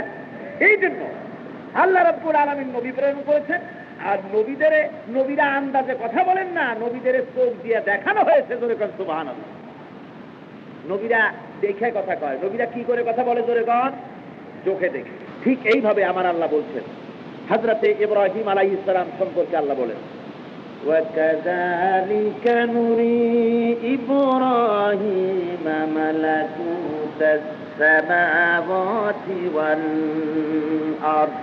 আর এইভাবে আমি আমার ইব্রাহিমকে আমার আকাশ এবং ভূমণ্ডলের সমস্ত কিছুর গোপন রহস্য আমি আমার ইব্রাহিমের কাছে, আমার শাসন ব্যবস্থা, আমার আকাশ ও জমিনের সৃষ্টির ব্যাপারে নানান গোপন রহস্য ইব্রাহিমের কাছে আমি তুলে ধরেছিলাম। ধরে বলেন সুবহানাল্লাহ। ইব্রাহিম আলাইহিস সালাম জাতির কাছে যেটা বলেছে চোখে দেখে বলেছে। এমনকি হযরত ইব্রাহিম আলাইহিস সালামের কাছে মৃত্যুর রহস্য পর্যন্ত আল্লাহ তুলে ধরেছিলেন। হযরতে ইব্রাহিম আলাইহিস সালাম বলেছিলেন আল্লাহর কাছে, আয় আল্লাহ, তুমি কেমন করে মানুষকে, প্রাণীকে কিভাবে মৃত্যু করো? একবার তিনি দেখেছিলেন যে একটা মরা প্রাণী অর্ধেক তার নদীর ভিতরে, অর্ধেক তার স্থলভাগে জলচর প্রাণীরা পানির অংশে যেটা পড়েছে সেটা খেতেছে, আর উপরে যেটা পড়েছে সেটা স্থলচর প্রাণীরা খেতেছে। এতগুলি প্রাণীর পেটের মধ্যে একটা দেহ চলে গেল। হযরত ইব্রাহিম আলাইহিস সালাম বিস্ময় প্রকাশ করলেন। তিনি বললেন, وَإِذْ قَالَ إِبْرَاهِيمُ رَبِّ أَرِنِي كَيْفَ تُحْيِي الْمَوْتَى। আয় আল্লাহ তাআলা, তুমি মেহেরবানি করে আমাকে দেখাও, মৃত্যুকে তুমি চিন্তা করবা কেমনে? এতগুলো প্রাণীর পেটের মধ্যে যে একটা দেহ চলে গেল, এটা কিয়ামত উঠবে কি করিয়া? কিভাবে তুমি মৃত্যুকে চিন্তা করবা? আল্লাহ রাব্বুল আলামিন বলছেন, আওয়ালাম তুমিন, ইব্রাহিম, আমি যেটা পারবো মৃত্যুকে চিন্তা করতে তোমার বিশ্বাস হয় না? ইব্রাহিম আলাইহিস সালাম বলছেন, বালা, নিশ্চয়ই, বালা ওয়াল্লাহি, নিশ্চয়ই বিশ্বাস করি হে খোদা, কিন্তু যদি আমি চোখে দেখতাম, ওয়ালাকিন লিয়াতমাইন্না কলবি, যদি চোখে দেখতাম তো আমার অন্তরাত্মা ঠান্ডা হয়ে যেত। সুবহানাল্লাহ। আয় আল্লাহ, শোনা কথা আর চোখের দেখা যদি দেখায় দিতা, তাহলে আমার কলিজাটা ঠান্ডা হয়ে যেত। আল্লাহ রাব্বুল আলামিন তৃতীয় পারার মধ্যে এই ঘটনাটি আপনারা পাবেন। আল্লাহ রাব্বুল আলামিন বলেন, তাহলে তুমি ফাকুল আরবাতাম মিনাত তাইর, চারটা পাখি তুমি ধরে নিয়ে আসো। চারটা পাখি ধরো, চারটা পাখিকে জবাহ করো, তার মাথাগুলো হাতে রাখো, বাকি গোশতগুলো টুকরা টুকরা করে মিলাইয়া পাহাড়ের উপরে ছড়ায় দাও। আলা কুল্লি জাবাল, পাহাড়ের উপরে চতুর্দিকে তা ছড়ায় দাও। এরপরে চারটা পাখি একত্রিত করে জবাহ করে তার মাথাগুলো হাতে রেখে গোশতগুলো টুকরা টুকরা করিয়া কুটিয়ে মিলাই তারপরে সবগুলো পাহাড়ে পাহাড়ে ছড়াই দিলেন। আল্লাহ বলছেন, এরপরে ডাকো, সুম্মা দুউহুন্না ইয়াতিনাকা সাইরা, এরপরে তুমি মাথা ধরে ডাক দাও, দেখবে চতুর্দিক থেকে এগুলি দৌড়ে এসে কিভাবে জিন্দা হয়ে যাচ্ছে। হযরত ইব্রাহিম আলাইহিস সালাম এক একটা পাখির মাথা ধরে ডাক দিলেন, আর চতুর্দিক থেকে দেখতেছেন গোশত আসতেছে, হাড্ডি আসতেছে, পশম আসতেছে, এসে এসে একটা পাখি হয়ে গেল। আর তার সামনে যখন মাথাটা দিলেন, এটা জিন্দা হয়ে গেল। সুবহানাল্লাহ। কোরআন শরীফ বলছে, আল্লাহ বলেন, মৃত্যুকে কিভাবে জিন্দা করি আমার নবীকে আমি চোখে দেখাই। দার্শনিকরা আন্দাজে কথা বলে, আর রাসূল নবীরা কথা বলেন চোখে দেখে।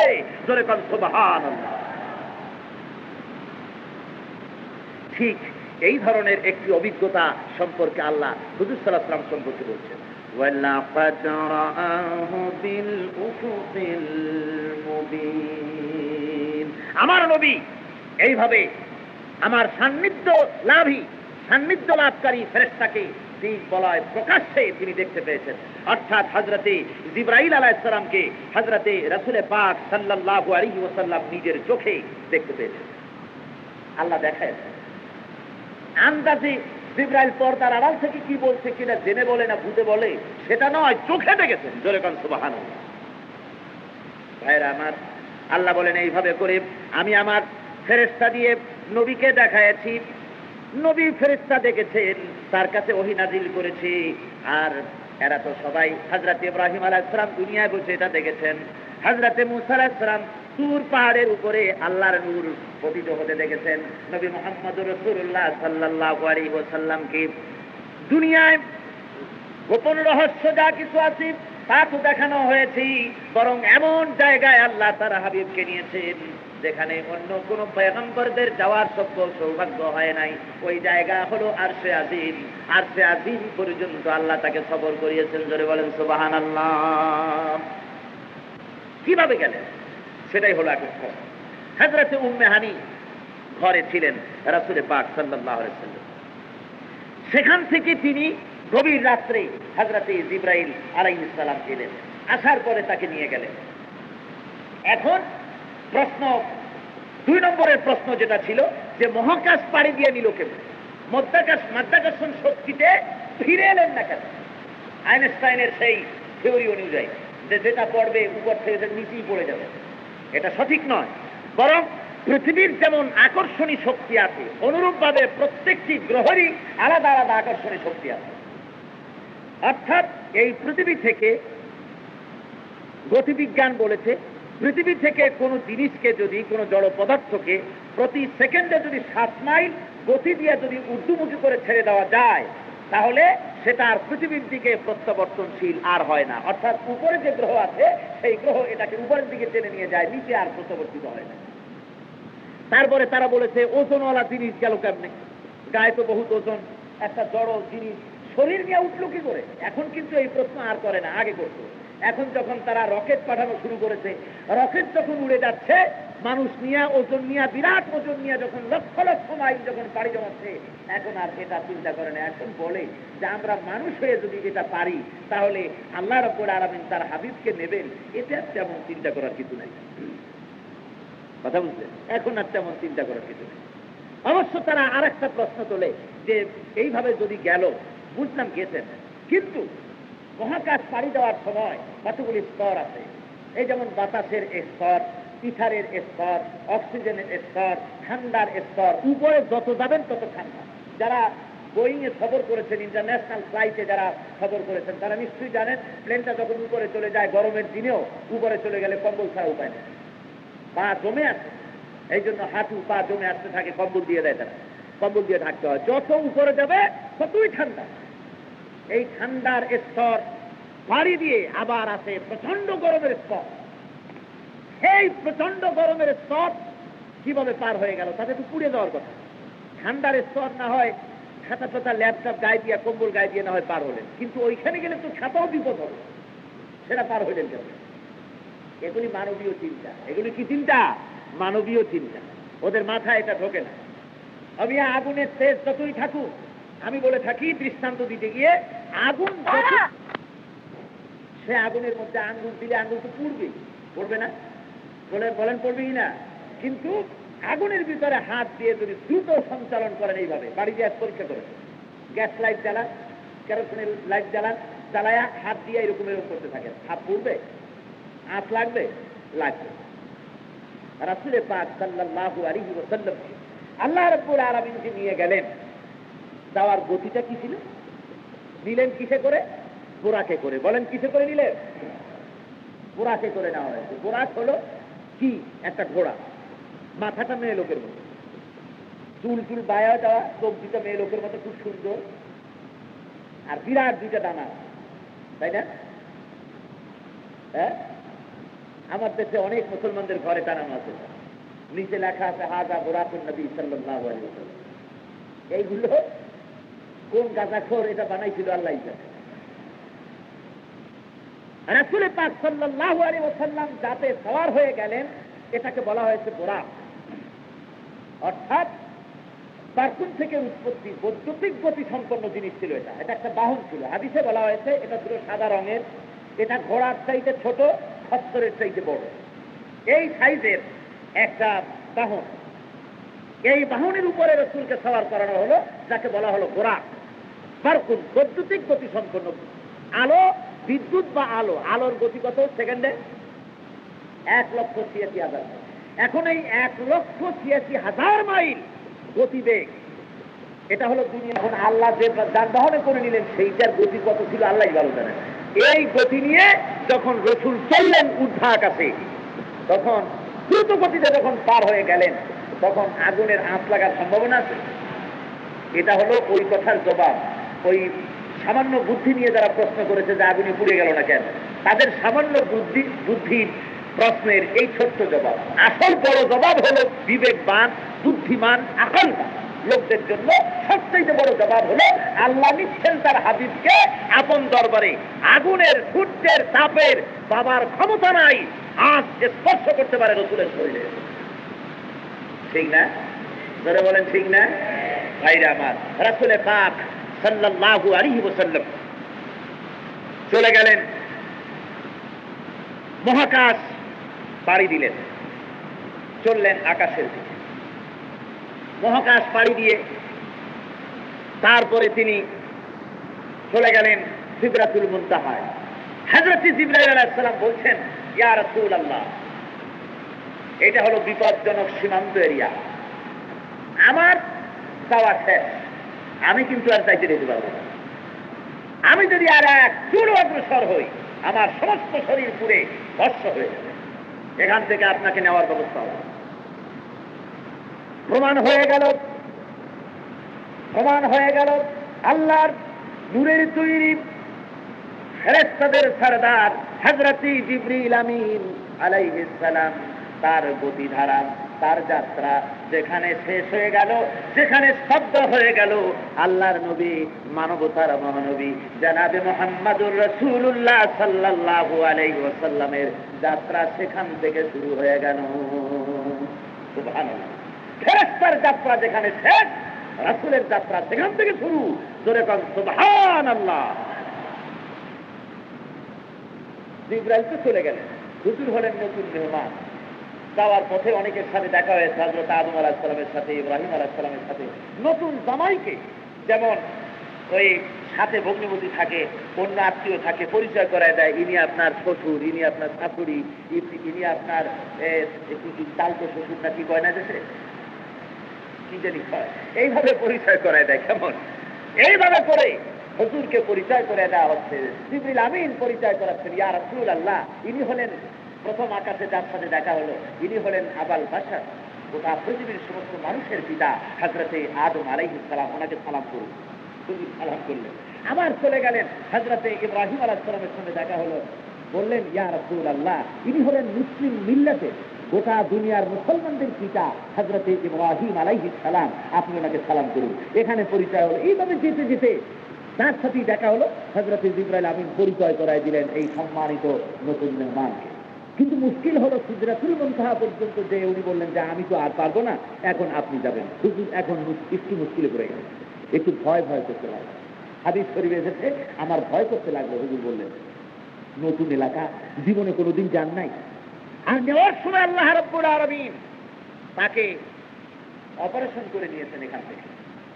আপনারা দেখছেন না, এই যে বিভিন্ন মহাশূন্যচারী যারা আছে, মহাশূন্যচারীদের পিঠের উপরে একটা সিলিন্ডার বাঁধা থাকে, তারপরে গায়ে দুনিয়ার কোনো সুতার জামা কাপড় থাকে না, অন্যরকম জামা কাপড় থাকে, ঠিক কিনা কথা? রাসূল পাক সাল্লাল্লাহু আলাইহি ওয়াসাল্লামকে আল্লাহ বেহেশতের পোশাক পরালেন।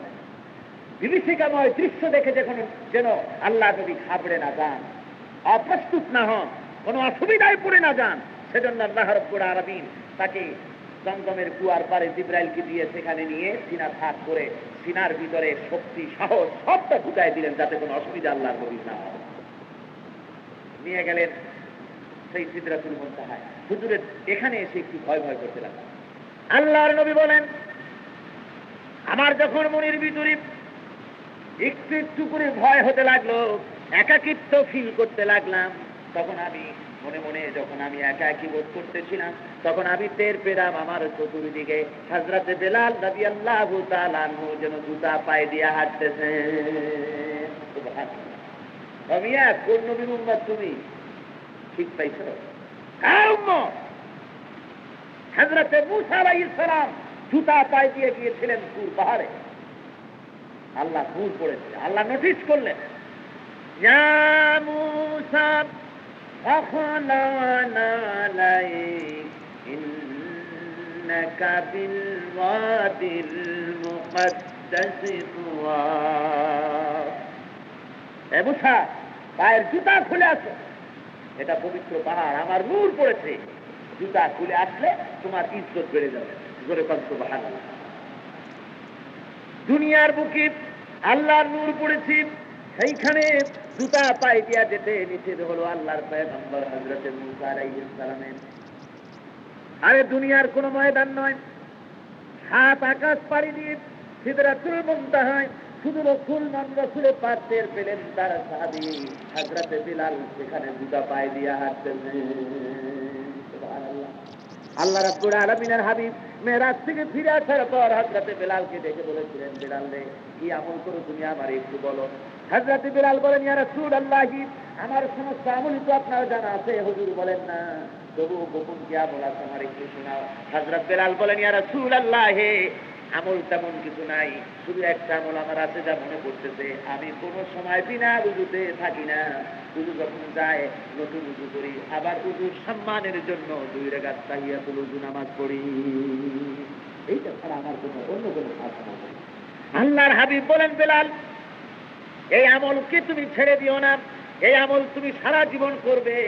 আমার মনে হয় এই আমলের উসিলায় আমি টের পেয়েছি সিদরাতুল মুনতাহায় আমি যখন একাকিত্ব ফিল করতেছিলাম, অনুভব করতেছিলাম, আমি তখন টের পেয়েছি তুমি যেন আমার চতুর্দিকে জুতা পায়ে দিয়ে হাঁটতেছ। একটু দরুদ শরীফ পড়েন মহব্বতের সাথে। সালাতুন ইয়া রাসূলুল্লাহ আলাইকুম, সালামুন ইয়া হাবিবাল্লাহ আলাইকুম। অল্প করে দিবেন, এক ভোট মাত্র।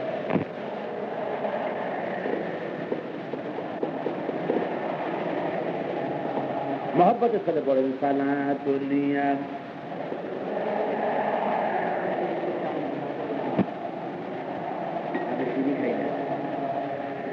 সালাতুন ইয়া রাসূলুল্লাহ।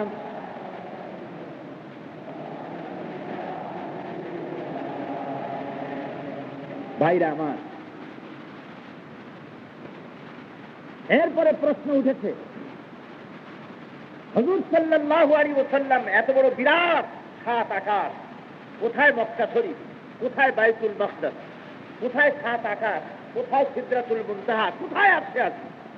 কি সোজা কথা নাকি? এই জায়গা দিয়া ফিরাইলেন আর এসে দেখেন ওজুর পানি তখনও গড়ায়। যে উজু করে গেছিলেন জমজমের পারে বসে, উজুর পানি তখনও গড়ায়, বিছানাটা তখনও উষ্ণ, দরজাটা তখনও কাঁপতেছে। জোরে কম সুবহানাল্লাহ, মহব্বতের সাথে জোরে সরে বলেন সুবহানাল্লাহ। অবিশ্বাসীরা মনে করে এটা আদৌ হতে পারে না। কেমনি এটা? আরে ভাই, এটা হয় এইভাবে। আমি আরো আপনাদের সামনে বলেছি অনেক সময়, আজও বলি, যাদের মনে নাই তাদের স্মরণ করিয়ে দেওয়ার জন্য। খুব স্বাভাবিক, এই প্রশ্নের জবাব খুব সহজ। দুনিয়ায় কোন স্টেট প্রধান কোন স্টেটে যদি যায়, বাংলাদেশে মনে করুন কোন এক স্টেট প্রধান আসবে, আসার আগেই খবর হয় না, হুট করে সলিমুদ্দিন মতো আছে নাচবে না, দেখুন খবর হয় না, আগেই খবর হয়, রেডিও, টিভি, প্রচার, পত্রিকায়। তারপরে গভর্নমেন্টের যে দেশে আসবে সেই দেশের গভর্নমেন্টের বিরাট যন্ত্রণা, তার সেফটি সিকিউরিটি সম্পর্কে কোনো অসুবিধা তো না হয়। সেই জন্য বিমানবন্দর থেকে মেহমান নামার পরে গেস্ট হাউস পর্যন্ত যাওয়ার যে রাস্তা, এই রাস্তায় পূর্ণ সিকিউরিটির ব্যবস্থা করা হয়, টাস্ক ফোর্স রাখা হয়, আইবি থাকে, এসবি থাকে, আর্মি ইন্টেলিজেন্স থাকে, এনএসআই থাকে, অস্ত্রধারী সাদা পোশাকধারী লোকেরা থাকে। তারপরে এরপরেও এখানেই শেষ নাই, এরপরে বলা হয় যে এই রাস্তায় মেহমান তার গন্তব্যস্থলে না পৌঁছা পর্যন্ত সমস্ত ট্রাফিক বন্ধ থাকবে, গাড়ি ঘোড়া কিচ্ছু চলবে না, মেহমান পৌঁছে যাবে তারপরে সব চলবে। ঠিক না? ধরে বলেন ঠিক ঠিক। দুনিয়ার এই সাধারণ সলিমুদ্দিরা আসবে আর এক দেশে, সেই জন্য যদি এত সতর্কতা যানবাহন বন্ধ করে দেয়, তাহলে তাম পৃথিবীর তাম আকাশের হারের মধ্যে যা কিছু আছে, আল্লাহর পরে যার সবচাইতে বড় মর্যাদা, সেই মর্যাদা সম্পন্ন মেহমান, আল্লাহর রাষ্ট্রীয় মেহমান, আল্লাহর হাবিবকে আল্লাহ রাব্বুল আলামিন আপন দরবারে নিতেছেন। নেওয়ার সময় যদি রাব্বুল আলামিন বলে থাকেন ইথারের গতি, অক্সিজেনের গতি, সময়ের গতি, বাতাসের গতি, পৃথিবীর গতি, আহ্নিক গতি, বার্ষিক গতি, সব দাঁড়াইয়া থাক, কেউ নড়বি না, আমার হাবিব আমার কাছ থেকে সফর করে ফিরে যাবে। তারপরে সফর শেষ হইয়া আল্লাহর নবী যখন নিজের ঘরে মসজিদে হারামে যখন প্রবেশ করলেন, আল্লাহ যদি তখন বলে দেন পৃথিবীর আহ্নিক গতি, বার্ষিক গতি, বাতাসের গতি, দুনিয়ার গতি, আকাশের গতি, সব গতি এখন থেকে চালু হয়ে যা, এ যদি বলে থাকেন, তাহলে পানি গুজুর পানি গড়িয়ে যেতে দেখার বিচিত্র কিছুই রইল না। ঠিক না? ধরে বলেন ঠিক না? রাত মনে করুন রাত 3টার সময় আল্লাহ তার হাবিবকে নিয়ে গেছেন, 3:05। আল্লাহ বলেছেন সময় এখানে দাঁড়ায় থাক, পৃথিবী এখানে দাঁড়িয়ে থাক, ঘুরবি না, সূর্য দাঁড়িয়ে থাক, চন্দ্র দাঁড়িয়ে থাক, যার যার জায়গায়। এগুলো হুকুম মানে কার? ধরে বলেন কার? শেষ হয়ে গেল, তারপরে ফিরে যখন এলেন রব্বুল আলামিন অর্ডার করে দিলেন এখন রাত 3:06 থেকে চালু হয়ে যায়। ধরে কোন সুবহানাল্লাহ। পানি গড়াইতে দেখা অসম্ভব, বিছানার কাপড় গরম থাকা অসম্ভব, দরজা কাঁপতেছে দেখা অসম্ভব, কিছুই অসম্ভব। আল্লাহর জন্য সবই সম্ভব। ইন্নাল্লাহা আলা কুল্লি শাইইন কাদির। পড়েন না সবাই আমার সাথে, ইন্নাল্লাহা আলা কুল্লি শাইইন কাদির। এখন প্রশ্ন, আল্লাহর কাছে রাসূল যে গেলেন, আল্লাহর নূর দেখে বরদাস্ত করতে পেরেছিলেন? দেখছেন, এ নিয়ে নানান তর্ক ছিল। আল্লাহ কিন্তু বলেছেন লা তুদরিকুহুল আবসার,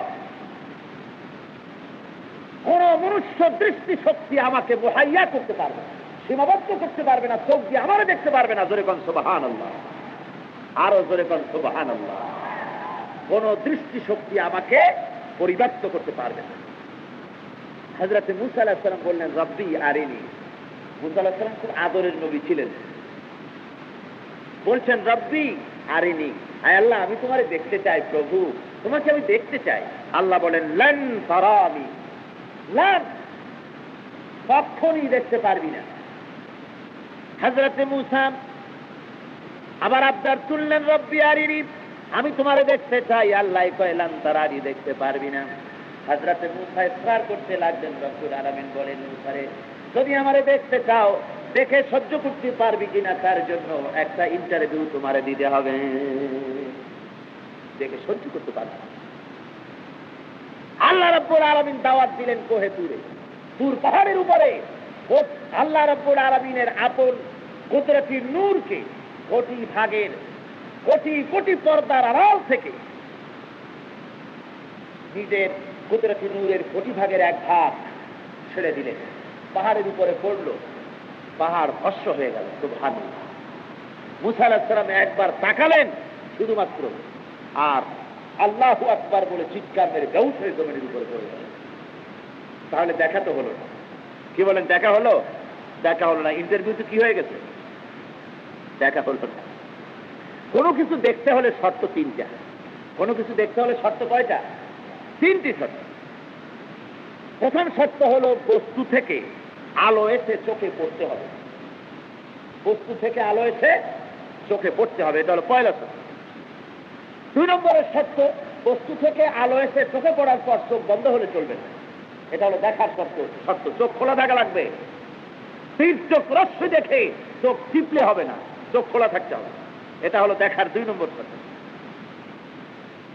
তারপরে তিন নম্বরের শর্ত হলো যে দেখার পরে চোখ স্থির থাকতে হবে, চোখ যেন তালগোল পাকায় না যায়, এদিক সেদিক যেন সরে না যায়, স্থির ভাবে দেখতে হবে।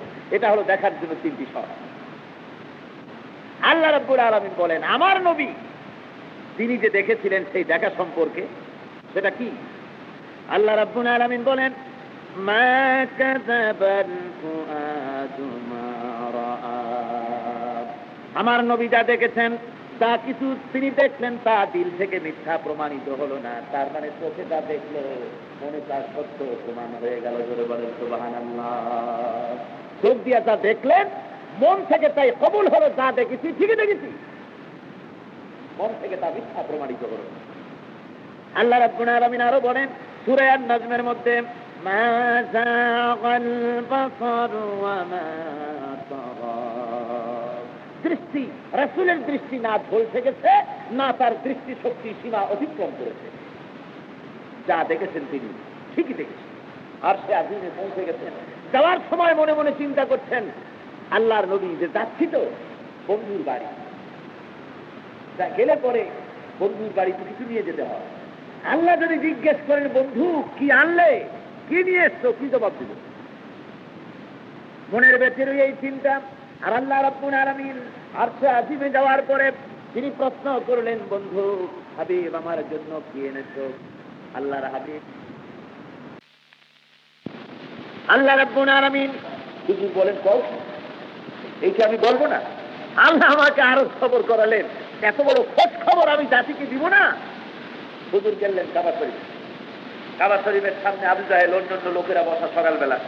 আবু জাহেল দেখে কয় ও মুহাম্মদ সাল্লাল্লাহু আলাইহি ওয়াসাল্লাম, কি আজকে কোনো নতুন খবর টবর আছে নাকি? প্রত্যেক দিন তো একটা আশ্চর্য কথা শোনাও, আজকে আছে নাকি কিছু? কয় আজকে আরো আশ্চর্য। কয় কি? আখিরি রাত্রে আমি বাইতুল মাকদাসে গেছিলাম, সেখান থেকে আল্লাহ আমাকে নিয়ে গেছেন একেবারে আরশে আজিমের 7 আকাশ ভ্রমণ করে আরশে আজিম সফর করে ফিরে এলাম। এই তো কেবল ফিরে এলাম। আবু জাহেল কয়, খাই একদিন মাথা যাও ভালো ছিল, এখন টুকু টুকে কয় মুহাম্মদ সাল্লাল্লাহু আলাইহি ওয়াসাল্লাম, আমি লোকজন ডাকি, তাদের সামনে কইতে পারবা? হুজুর বলে, নিশ্চয়ই পারবো। আবু জাহেল সবাইকে সংবাদ দিল যে আপনি কাজ হয়ে গেছে। সমস্ত মানুষ এলো, আল্লাহ নবী তাদের সামনে ঘটনা সব শোনায় দিল। ঘটনা শুনে কাছের তো বাড়ির গেলে কিছু মুসলমানের ইমানও নড়বড়ে হয়ে গেল। সোজা কথা, কোথায় বাইতুল্লাহ মক্কা শরীফ আর কোথায় বাইতুল মাকদাস? এইটা কি পটিয়ার চট্টগ্রাম নাকি? শত শত মাইল কেমনে যায় শেষ রাত্রে প্লেন ছাড়া? আর তখন তো প্লেনের পাত্তাই নেই। এটা হইল কেন? সকলে আশ্চর্য হয়ে গেছে। সবাই বলছে যে হায় হায় রে, মাথাটা একেবারে খারাপ হয়ে গেল। তাদের ধারণা হলো এইবার হযরত আবু বকরকে যদি বিভ্রান্ত করতে পারি তাহলে আমরা সাকসেসফুল হয়ে যাবো, রাসূলের দলের লোক আর থাকবে না। ওরা দৌড়ে গেল, যে বলছেন আবু বকর রাদিয়াল্লাহু তাআলা আনহু, শুনেছেন খবর? বলি কি? কয় আপনাদের হুজুরের অবস্থা খাই। কি বলে এই ঘটনা? হযরত আবু বকর বলেন, ওগো কাফিরেরা, আমার নবী কি এই কথা বলেছেন নাকি? তারা বলছেন হ্যাঁ বলেছে। হযরত আবু বকর বলেন, শোনো কাফেরেরা, আল্লাহর নবী যদি বলে থাকেন তাহলে আমিও স্বীকার করে নিলাম আল্লাহর নবীর মেরাজ হয়ে গেছে। সুবহানাল্লাহ। হযরত আবু বকর দৌড়ে চলে এলেন বাইতুল্লাহ শরীফে। হুজুর বসা, কাফেরেরা চতুর্দিকে রাসূলকে পাগলের মতো বানাইয়া উপহাস করতেছে। হযরত আবু বকর বলছেন, ইয়া রাসূলুল্লাহ, কি শুনলাম আপনি নাকি এরকম বলেছেন? হুজুর বলেন হ্যাঁ। ঘটনাটা সব শোনালেন। হযরত আবু বকর বলছেন, সাদ্দাকতা ইয়া রাসূলুল্লাহ, আপনি ঠিকই বলেছেন, সত্য আপনার মেরাজ হয়েছে। এর নাম ঈমান। এর নাম কি? ঈমান। আমার রাসূল বলেছেন, আমার পৃথিবী মুমিনের ঈমান যদি এক পাল্লায় রাখা হয়, গোটা বিশ্বের সমস্ত মুমিনের ঈমান যদি এক পাল্লায় রাখা হয়, আর আমার আবু বকরের একার ঈমান যদি আর এক পাল্লায় রাখা হয়, দুনিয়াবাসী তোমরা দেখবে সারা দুনিয়ার মুমিনদের ঈমানের তুলনায় আমার আবু বকরের একার ঈমানের পাল্লা ভারী হয়ে যাবে। রাসূলের প্রতি কি বিশ্বাস! হুজুর সাল্লাল্লাহু আলাইহি ওয়াসাল্লাম প্রায় ইহুদিদের কাছ থেকে ধার করতেন, মুসলমানদের কাছ থেকে ধার করতেন কম। কারণ হলো এই যে মুসলমানদের কাছ থেকে ধার করলে মুসলমানরা এই ধার আর হুজুর কাছ থেকে এই টাকার ফেরত নিতে চাইবে না। সুবহানাল্লাহ। রাসূল এমন ছিলেন, কারো কাছ থেকে সুযোগ গ্রহণ করতে রাজি ছিলেন না। আর আমাদের মুসলমানদের হুজুরদের বিভিন্ন লোকদের অবস্থা, পয়সা একবার পাইলে আর ফেরত দেওয়ার কথাই নেই। হাতে পাইনি, পকেটে দিয়ে কয় যে কি দরকার ছিল। রাসূল পাক সাল্লাল্লাহু আলাইহি ওয়াসাল্লাম ইহুদিদের কাছ থেকে বেশি ধার করতেন, যাতে করে তারা কড়াকড়ি করে আদায় করে নেয়। একজনের কাছ থেকে ধার করেছেন, নির্ধারিত সময় ধার পরিশোধ করেছে। ইহুদি রাস্তায় ফেলায় একদিন বলছে, মুহাম্মদ সাল্লাল্লাহু আলাইহি ওয়াসাল্লাম, তুমি ওই সে টাকাগুলো আমার দিলে না কেন? হুজুর কয়, কি টাকা তো দিয়েছি, একদম ফেরত দিয়েছি, অমুক তারিখ অমুক জায়গা বলে দিলাম। হয় না তুমি দাও না। হুজুর বলছেন দিছি, সে কয় না দাও। এই নিয়ে কথা কাটাকাটি। এমন সময় একজন সাহাবী এসে হাজির, একজন আনসার, বলছেন, ইয়া রাসূলুল্লাহ, উত্তপ্ত কথাবার্তা হচ্ছে, কারণ কি?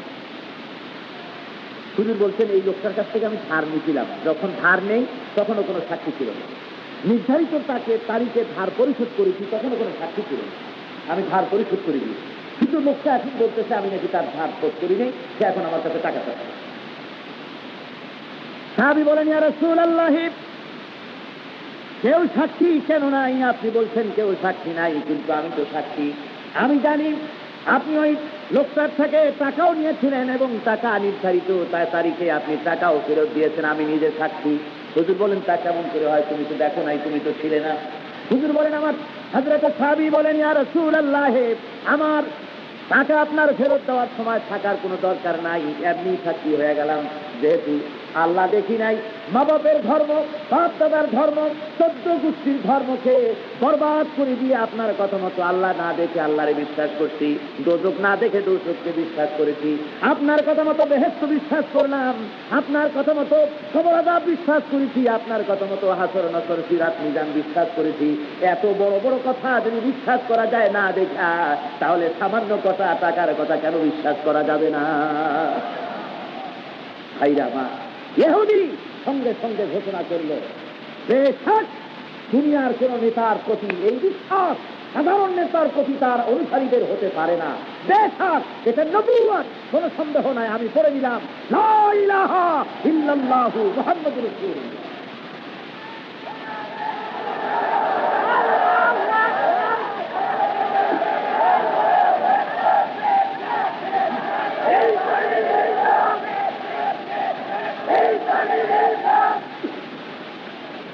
ভাইরা আমার, সরকার দো আলম জনাব মুহাম্মদ রাসূলুল্লাহ সাল্লাল্লাহু আলাইহি ওয়াসাল্লাম এখন উপহাসের পাত্র। সবাই বলছে মাথা খারাপ হয়ে গেছে। হযরত আবু বকর রাদিয়াল্লাহু তাআলা অত্যন্ত বুদ্ধিমান, জোরে বলেন সুবহানাল্লাহ, অত্যন্ত বুদ্ধিমান। হযরত আবু বকর বলছেন, ইয়া রাসূলুল্লাহ, আমি নিজে সফর করেছি বাইতুল মাকদাস। বাইতুল মাকদাসের দৃশ্যাবলী, ঘরের অবস্থা, কোন জায়গায় কি ধরনের কি ছিল, এইটা আপনি বর্ণনা করেছেন। আমি সফর করেছি, অন্যান্য বহু লোক আছে এখানে বাইতুল মাকদাস সফর করেছেন, কিন্তু আপনি জীবনেও জান নাই, আমরা জানি। বলুন, আল্লাহ রাব্বুল আলামিন তার হাবিবের সামনে গোটা বাইতুল মাকদাসকে তার চোখের সামনে হাজির করে দিলেন। আল্লাহ রাব্বুল আলামিন কুদরতি কায়দায় বাইতুল মাকদাসকে তুলে ধরে দিলেন, আর আল্লাহর হাবিব দেখে দেখে বলে দিতে লাগলেন, এত কয়টা দরজা, এত কয়টা জানালা, এমন ভাবে ঘরের দরজাও মুখ দিকে ফিরানো, ধরে কোন সুবহানাল্লাহ। শুধু তাই নয়, রাসূল বলছেন, শোনো, আমি যখন ঘোড়াতে সওয়ার হয়ে যাচ্ছিলাম একটা শহরের পাশ দিয়া, তখন আমাকে জিবরাইল বলেছে, এইটা হলো সেই শহর যেখানে আপনি কদিন পরে হিজরত করে আসবেন, এর নাম ইয়াসরিব। তারপরে সেখান থেকে মক্কার অমুক লোকেরা সিরিয়ায় যাচ্ছিল, তারা সফর চুরলে ব্যবসা করছে। সেই লোকেদের কাছ থেকে আমার বোরাক যখন যাচ্ছিল, তাদের উট আমার বোরাকের ক্ষিপ্র গতি সহ্য করতে না পেরে দৌড় মেরেছিল, উট চিৎকার মেরে। ওরা উট তালাশ করতেছিল। আমি তখন কাফেলাকে বলেছিলাম, এ কাফেলা, তোমাদের উট অমুক পাহাড়ের কাছে চলে গেছে, সেখান থেকে নিয়ে আসো। সেই কাফেলার কাছে চলে। এরপরে লোকেরা সেই কাফেলার কাছে জিজ্ঞেস করলো, তারা বললো, হ্যাঁ, গভীর রাত্রে আমরা যখন যাচ্ছিলাম, হঠাৎ করে কি যেন এত বৈদ্যুতিক গতিতে আমাদের কাছ থেকে চলে গেল, যাতে করে আমাদের উট সব বিক্ষিপ্ত হয়ে চলে গেল। আর কে যেন আমাদেরকে বললো যে তোমাদের উট অমুক পাহাড়ের কাছে। আমরা সেখানে গিয়ে উট পেয়েছি। সুবহানাল্লাহ, প্রমাণিত হয়ে গেল। ভাইরা আমার, এইভাবে করে আল্লাহ রাব্বুল আলামিন তার হাবিবকে মেরাজ করালেন। অস্বীকার তখনও কিছু লোকে করেছে, আজও কিছু লোকেরা অস্বীকার করতেছে, করা স্বাভাবিক। আর যাদের হুঁশ আছে, জ্ঞান আছে, তারা কোনো ক্রমই চিন্তা করবে না। তারা মনে করবে, যখন বলা হয়েছে সুবহানাল্লাহি, সমস্ত দুর্বলতা, অক্ষমতা, ত্রুটি থেকে যিনি মুক্ত, তিনি তার বান্দাকে এই রাতের সফর করিয়েছেন, যার জন্য কোনো কিছু অসম্ভব নয়। এখন বলা হচ্ছে, সুবহানাল্লাযী আসরা বিআবদিহি লাইলাম মিনাল মাসজিদিল হারামি ইলাল মাসজিদিল আকসা। আসরা বিআবদিহি, এখানে কিন্তু নবী বলা হয় নাই। সুবহানাল্লাযী আসরা, নবীর কথা বলা হয়েছে, রসুলের কথা বলা হয় নাই, নবীর কথা বলা হয় নাই, এমনকি হুজুরের নামও নেওয়া হয় নাই। বলা হয়েছে কি? আব্দিহি। কি বলা হয়েছে? ধরে যান, আব্দিহি। তার আব আল্লাহ, ধরে বলেন কার? রসুলকে আব বলা হয়েছে। অর্থাৎ নবী, রসুল, যত কিছু খেতাব আছে দুনিয়ায়, আব্দের চাইতে বড় টাইটেল, বড় খেতাব আল্লাহর কাছে মানুষের জন্য আর কিচ্ছু নাই। ধরে বলেন সুবহানাল্লাহ। আর যদি আল্লাহ বলেন আব্দে না, আমার বান্দা, এর চাইতে গৌরবের খেতাব আর কিচ্ছু হতে পারে না। আল্লাহ হুজুরকে ছাড়া এইভাবে আর কাউকে বলেন। কোরআন শরীফের মোট 11টি আয়াতে হুজুরকে আব বলা হয়, নবীও বলা হয় না, রসুলও বলা হয় না, নামও না হয়। যেমন ইন কুনতুম ফি রাইবিন মিম্মা নাযালনা আলা আবদিনা, আমি আমার বান্দার পরে যে কিতাব অবতীর্ণ করেছি, যদি সন্দেহ হয় তাহলে এই সূরার মতো করে, কোরআনের সূরার মতো করে সূরা নিয়ে আসে। এই আব্দে না বলতে আব্দে কি বুঝলেন এত কথা? আপনারা কথার জবাব যদি না দেন তাহলে তো মনে করুন যে আপনারা রাগ করেছেন। কি কোন রাগ করছেন নাকি? আব বলতে কাকে বোঝানো হচ্ছে? রব্বুল আলামিন কোরআনের অন্য আয়াতে বলেন, তাবারাকাল্লাযী নাযালাল ফুরকানা আলা আবদিহি লিয়াকুনা লিল আলামিনা নাযীরা। এখানেও আবদিহি বলতে হুজুর সাল্লাল্লাহু আলাইহি ওয়াসাল্লামকে বোঝানো হয়েছে। অন্য আয়াতে সূরা আন-নাজমে বলা হয়েছে, فأوحى إلى عبده ما أوحى। এখানেও আব্দিহি বলতে হুজুর সাল্লাল্লাহু আলাইহি ওয়াসাল্লামকে বলা হয়েছে। এরকম করলে অনেক পড়া যাবে। মোট 11টি আয়াতে আব বলতে হুজুরকে বলা হয়েছে। কেন? এখানেও বলা হয়েছে আসরা বি আব্দিহি।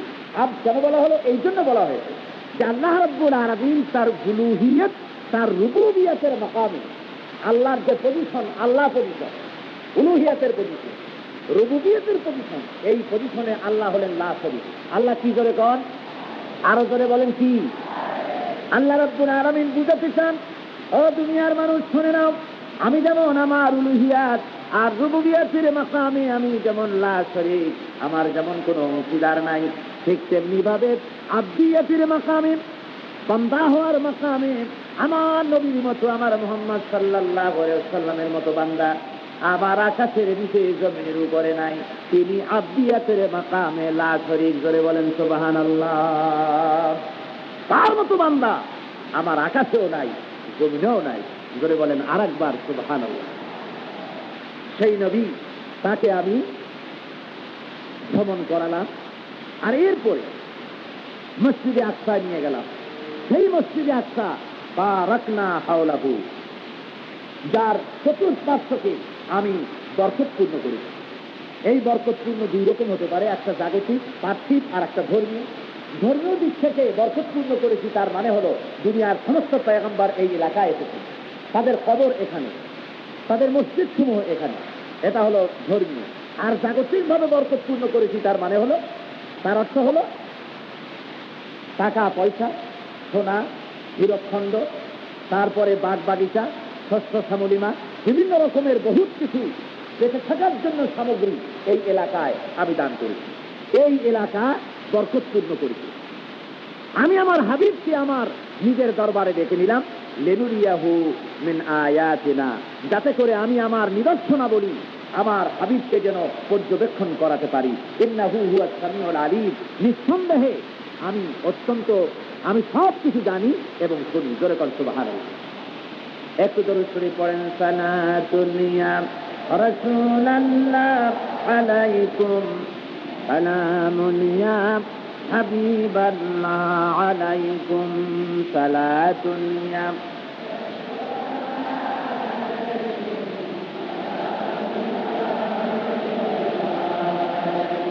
ভাইরা আমার, এই বিরাট মেরাজ, মহাকাশ পাড়ি দেওয়া, 7 আকাশ পাড়ি দেওয়া, আরশে আজিমে যাওয়া এবং সেখান থেকে ফিরে আসা, এরপর আল্লাহ তাকে কি দিলেন, কি নিয়ে তিনি দুনিয়ার বুকে কাজ করেছিলেন, সেই বিরাট পয়গাম আলোচনা হবে আগামী দিন ইনশাআল্লাহুল আযীম।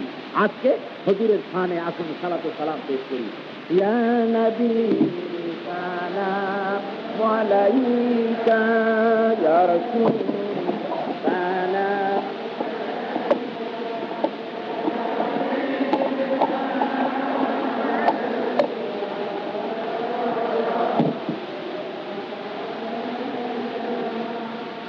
দূরের মানুষ কাছে আছেন, দূরে দূরে যারা সব মিশে মিশে দাঁড়ান আর মহব্বতের সাথে সালাত ও সালাম করেন। ইয়া নবী সালাম, ইয়া রাসূল সালাম, ইয়া হাবিব সালাম আলাইকা, সালাওয়াতুল্লাহ। طلع البدر علينا من ثنية الوداع وجب الشكر علينا، ماذا لله داعي يا نبي سلام.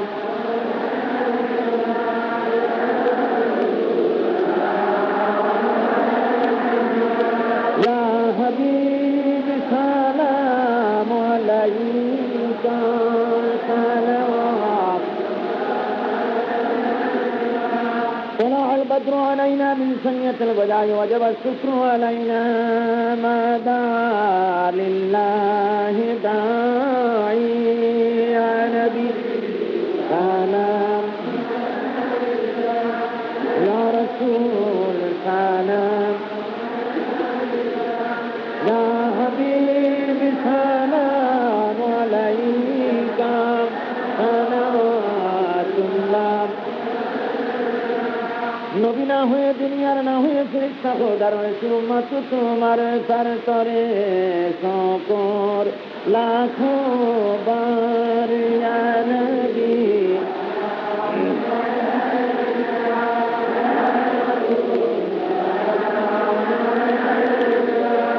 ইয়া হাবিব সালাম আলাইকা সালাওয়াতুল্লাহ بلغ العلا بكماله كسب الدجى بجماله حسن بجميع خصاله صلوا عليه وآله بلغ العلا بكماله كسب الدجى بجماله حسن بجميع خصاله صلوا عليه وآله সবাই বসুন। তাফসীরের মাহফিল যখনই শুরু হয় চট্টগ্রাম, তখন এখানে এক শ্রেণীর লোকদের শরীরের মধ্যে জ্বালা যন্ত্রণা হয়ে যায়, সহ্য করতে পারে, নানা রকমের বাধার সৃষ্টি করে। ঠিক না? ধরে বলেন ঠিক না? আমরা চিনি তারা কারা, তারপরেও আমরা রাসূলের উম্মত, আমরা মুসলমান। ধৈর্য আমাদেরকে আল্লাহ শিখিয়েছেন, রাসূল শিখিয়েছেন। সুতরাং আমরা ভদ্রতার সাথে পরিস্থিতির মোকাবেলা ধৈর্যের সাথে করে যাব ইনশাআল্লাহ। আল্লাহ যেন কবুল করেন। ধরে বলেন আমি, আরো জোরে বলেন আমি। বাধা বিপত্তিকে উপেক্ষা করে ময়দানে আসতে হবে। আজকে আমার কাছে একটি কাগজ এসেছে। এই চট্টগ্রামে এই কাগজটি গত দিন এবং তার আগের দিন বিপুল পরিমাণ মসজিদের সামনে সামনে বিভিন্ন জায়গায় কাগজটি ছড়ানো হয়েছে। কাগজটি কি লেখা হয়েছে আমি আপনাদেরকে শোনাচ্ছি। লিখেছে, বীর চট্টলায় তাফসীরের নামে বাংলার বেঈমানদের মেলা চলবে।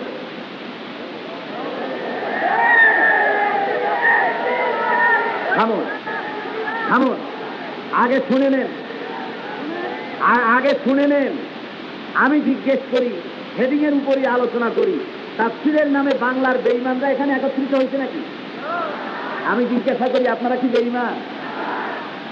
আর যারা লিখলো তারাই বুঝি ইমানদার। এ তো সেই গল্পের মতো যে ওই লিচু বাগান লাগাইছে একজন, লিচু খুব পেকেছে। গভীর রাত্রে বাড়িওয়ালা বলছে, আরে আমার বাগানের মধ্যে মানুষের চেয়ে পাই কেন, কে আমার এই লিচুর বাগানে? কয় যে আমি সাধু। বাড়িওয়ালা বলছে, পাকা লিচুর বাগানে তুমি এত রাত্রে ধরো তুমি সাধু, আর লিচুর বাগান লাগাই আমি কি চোর হইলাম নাকি? এতগুলি মুসলমান সব বাংলার বেঈমান। হায় হায়। আচ্ছা, তারপরে দেখা যায় লিফলেট থেকে লেখা হচ্ছে,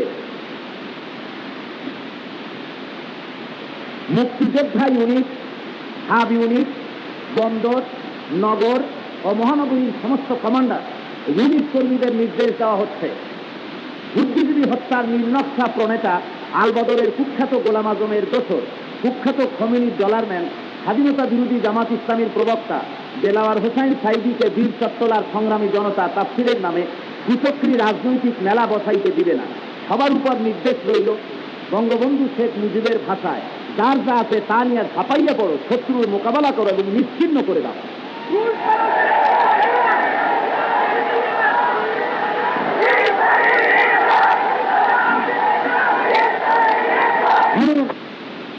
প্রত্যেক ইউনিটে পাঠানো হয়েছে। 1 ফেব্রুয়ারি 1985 ইংরেজি বাংলাদেশ মুক্তিযোদ্ধা হাইকমান্ড কেন্দ্রীয় কার্যালয়, ঢাকা।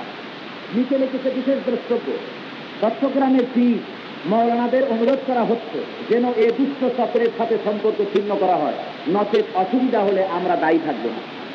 আমি জিজ্ঞাসা করি, আমি বলতে চাই এই লিপস্টিকটি সম্পর্কে আমার বক্তব্য। আমি মনে করি মুক্তিযোদ্ধারা এই বিজ্ঞাপনটি ছাড়ে না। আমি মনে করি, কেন মনে করি? যেহেতু মুক্তিযুদ্ধের বিরুদ্ধে আজ পর্যন্ত আমি একটি কথাও বলেছি বলে বাংলার মানুষ প্রমাণ করতে পারবে না। আমার এমন কোনো মাহফিল নাই যেসব মাহফিলে 100, 200, 500, 1000 টেপ রেকর্ডার না থাকে। আমার সমস্ত বক্তৃতা রেকর্ড হয় সারা বাংলাদেশে। একটি বক্তৃতা প্রমাণ করো যা দিয়ে মুক্তিযোদ্ধাদের বিরোধিতা আমি করেছি। সুতরাং মুক্তিযোদ্ধাদের বিরুদ্ধে আমি কথা বলি নাই, এজন্য মুক্তিযোদ্ধাদের আমার বিরুদ্ধে কথা বলার কোনো যুক্তি আমি খুঁজে পাই না, পাওয়া যায় পাই না। 2 নম্বরের কথা, আমাকে বলা হয়েছে স্বাধীনতা বিরোধী। এই কথার জবাবে আমি বলতে চাই, 1971 সনে আমি প্রথম ব্যক্তি যাকে দেশ দখল হওয়ার পর, দেশ স্বাধীন হওয়ার পর আমি বাংলাদেশের প্রথম আলেম, যে আমাকে দিয়ে মুক্তিযোদ্ধারা, আমার জন্মভূমি জেলা পিরোজপুর জেলার মুক্তিযোদ্ধারা আমাকে দিয়ে ফাতিহা দোয়া ধর্মে ঈদে মিলাদুন নবীর মাহফিল সেখানে আমাকে দিয়ে করানো হয়েছিল। 1971 থেকে নিয়ে শুরু করে 1971 থেকে নিয়ে শুরু করে 85 পর্যন্ত বাংলাদেশের এমন কোন মায়ের সন্তান জন্ম হয় নাই যে আমাকে স্বাধীনতার বিরোধী বলতে পারে। স্বাধীনতার বিরুদ্ধে এতটুকু কাজ আমার দ্বারা কোনোদিন হয় নাই, কেউ বলতে পারবে না। তাই নয়, শুধু তাই নয়, স্বাধীনতার বিরোধী বলে তোমরা কি বোঝাতে চাও?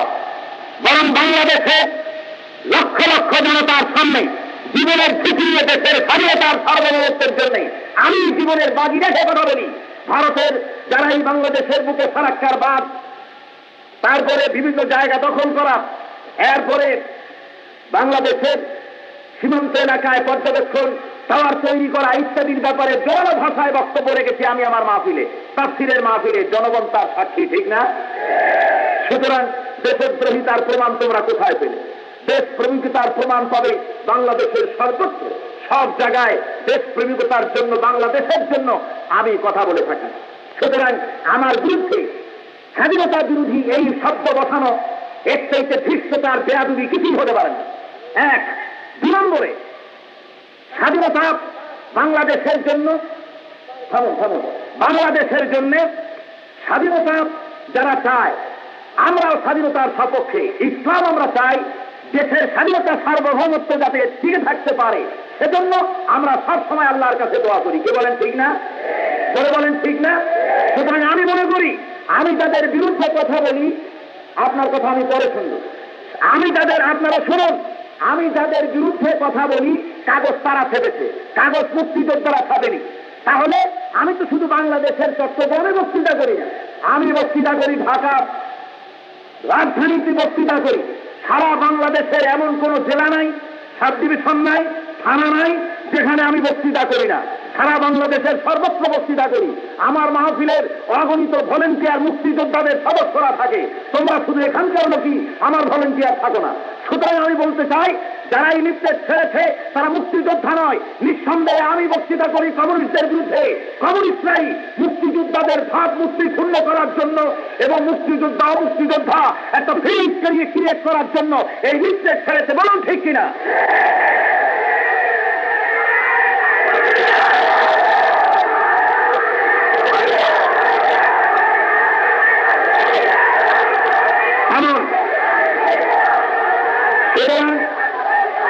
সুতরাং যারা জীবন দিয়ে, রক্ত দিয়ে দেশকে যারা স্বাধীন করেছে, তারা নিশ্চয়ই দেশের মুসলমানদের, দেশের জনগণের স্নেহের পাত্র। তাদের জন্য আমরা দোয়া করি এবং তাদের জন্য আমরা সবসময় শুভকামনা করি, ঠিক না? আসুন আমরা ঐক্যবদ্ধভাবে ইসলামের শত্রু কমিউনিস্টের মোকাবেলায় আমরা যতক্ষণ বেঁচে থাকবো, বাংলাদেশ হলো ইসলামের জন্য। কোন মুক্তিযোদ্ধা আছে যে বলবে যে ইসলাম চাই না? সকলে ইসলাম চায়, ঠিক না? বলেন ঠিক না? সুতরাং দেশের স্বাধীনতা এবং সার্বভৌমত্ব টিকিয়ে রাখা প্রত্যেকটি মুসলমানের দায়িত্ব। আল্লাহ রাব্বুল আলামিন এই দায়িত্ব পালনের জন্য আমাদের তৌফিক দান করেন। জোরে বলেন আমিন।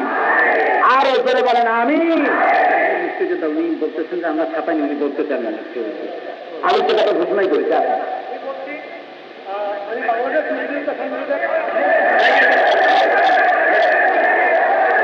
আপনারা বলছেন বাংলাদেশ মুক্তিযোদ্ধা সংসদের আপনার অন্যতম সদস্য জনাব জাহাঙ্গীর সাহেব, ওনাকে আপনারা চিনেন, প্রাক্তন বাংলাদেশ মুক্তিযোদ্ধা সংসদের প্রাক্তন সহসভাপতি, আপনাদের চট্টগ্রামের গৌরব জনাব জাহাঙ্গীর সাহেব কি বলছেন শুনুন।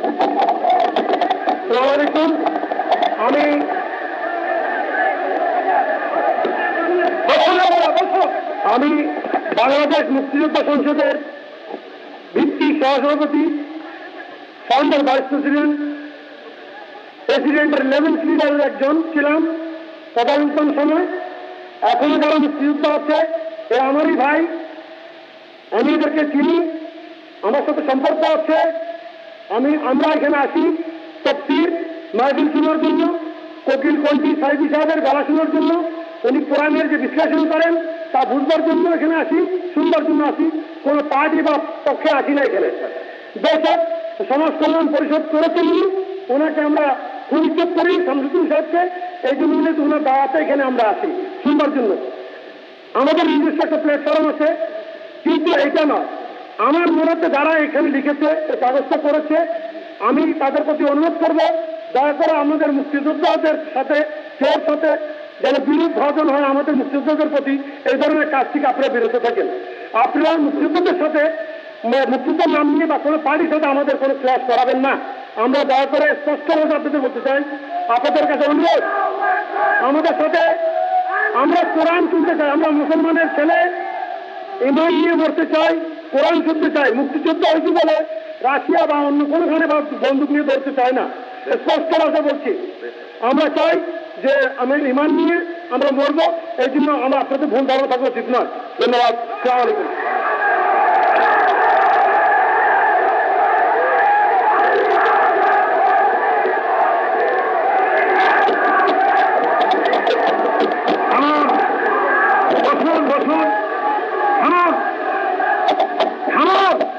কোনো স্লোগান নয়, থামুন। আপনারা আমার বক্তব্যের মাধ্যমে বুঝেছেন আমি যা অনুমান করেছি সেই অনুমান ঠিক হলো কিনা দেখুন। এই অনুমান ঠিক হয়েছে না? আমি জানি যেহেতু আমি মুক্তিযোদ্ধার যুদ্ধের বিরুদ্ধে জীবনেও কথা বলি নাই, সুতরাং আমার বিরুদ্ধে ধরনের কথা তারা বলতে পারেন না, আমার বিশ্বাস। সুতরাং কমিউনিস্ট এবং কবর পূজা যারা করে এই সমস্ত বেদাতপন্থীরা ঐক্যবদ্ধ হয়ে তারাই তার বিরোধিতা করে মুক্তিযোদ্ধাদের ভাবমূর্তি নষ্ট করতে চায়। আমরা মুক্তিযোদ্ধাদের ভাবমূর্তি নষ্ট করতে দেব না, আমরা বিশ্বাস করে নেবে তারা লিখেছে, ঠিক না? আসুন আমরা মোনাজাত করে যার ফিরে যাব এবং সকল রকমের চক্রান্তকে ভুলে গিয়ে শুধুমাত্র কোরআন শরীফের তাফসীর শোনার জন্য আমরা এখানে প্রতিদিন উপস্থিত হব। আল্লাহ যেন তৌফিক দেন, জোরে বলেন আমিন। আল্লাহুম্মা আমিন। ربنا ظلمنا أنفسنا وإن لم تغفر لنا وترحمنا لنكونن من الخاسرين ربنا لا تزغ قلوبنا بعد إذ هديتنا وهب لنا من لدنك رحمة إنك أنت الوهاب رب العالمين লক্ষ লক্ষ মুসলমান নিয়ে তোমার দরবারে হাত উঠাই। আয় আল্লাহ, সারা জীবন যত গুনাহ করেছি মেহেরবানি করে জিন্দেগির গুনাহগাতা মাফ করে দাও। আয় আল্লাহ, আমাদের দরুদ সালাম হুজুর নূর সাল্লাল্লাহু আলাইহি ওয়াসাল্লামের রূহে পাকের উপরে হাদিয়া পৌঁছায় দাও। আয় আল্লাহ, আমাদের মা বাবা আত্মীয় স্বজন যারা দুনিয়া থেকে বিদায় হয়ে গেছে, কবরে যদি আযাব থাকে আল্লাহ মেহেরবানি করে আযাবকে মাফ করে দাও। রব্বুল আলামিন, সারা জীবন যত নাফরমানি করেছি, ভুল করেছি, বেয়াদবি করেছি, আল্লাহ দয়া করে মেহেরবানি করে জীবনের গুনাহরাশি মাফ করে দাও। রব্বুল আলামিন, তাফসীরের মাহফিল, কোরআন শরীফের মাহফিল বাকি 4 দিনও তোমার কুদরতি নিজাম দিয়ে তুমি পরিপূর্ণ করে দিও আল্লাহ। আয় আল্লাহ, দূর দারাজ থেকে লোকেরা শুনতে আসে, আসার পর তুমি সহজ করে দিও, যাওয়ার পর সহজ করে দিও। বিবি বাল বাচ্চা সব হেফাজতে রেখো, মাল সম্পদ হেফাজতে রেখো। আয় আল্লাহ, তুমি মেহেরবানি করে এই মাহফিল কবুল করো। এই মাহফিলের ভলেন্টিয়ার, এই মাহফিলের সাহায্যদাতা, এই মাহফিলের জায়গাদাতা যারাই এর সাথে সহযোগিতা করেছে আল্লাহ, জাহান্নামের আগুনের জন্য হারাম করে দিও আল্লাহ। আয় আল্লাহ, কোরআন শরীফের মাহফিল আল্লাহ, কোরআনের ইজ্জতে, কোরআনের বরকতে আমাদের দিলের মধ্যে তোমার মহব্বত বসায় দাও আল্লাহ। আয় আল্লাহ, যারা কাগজপত্র ছাপাইয়া ভাইয়ে ভাইয়ে রেসারেসি যারা বাধাই দিতে চায়, হিংসা বিদ্বেষ বাঁধাতে চায়, মারামারি বাঁধাতে চায়, বিশৃঙ্খলা করতে চায়, আল্লাহ তুমি দয়া করে ওদেরকে হেদায়েত করে দাও আল্লাহ। আয় আল্লাহ, তুমি দয়া করে ওদেরকে হেদায়েত করে দাও আল্লাহ। আল্লাহ, এই দেশে যত মুসলমান আছে আমরা ভাই ভাই যেন মিলেমিশে থাকতে পারি, তুমি তৌফিক দাও। আয় আল্লাহ, তুমি আমাদের মধ্যে শান্তি দাও আল্লাহ। বাংলাদেশ থেকে তুমি হেফাজত করো। আয় আল্লাহ, বাংলাদেশের মুসলমানদের হেফাজত করো, স্বাধীনতাকে ঠিকায় রাখো, কিয়ামত পর্যন্ত ঠিকায় রাখো আল্লাহ।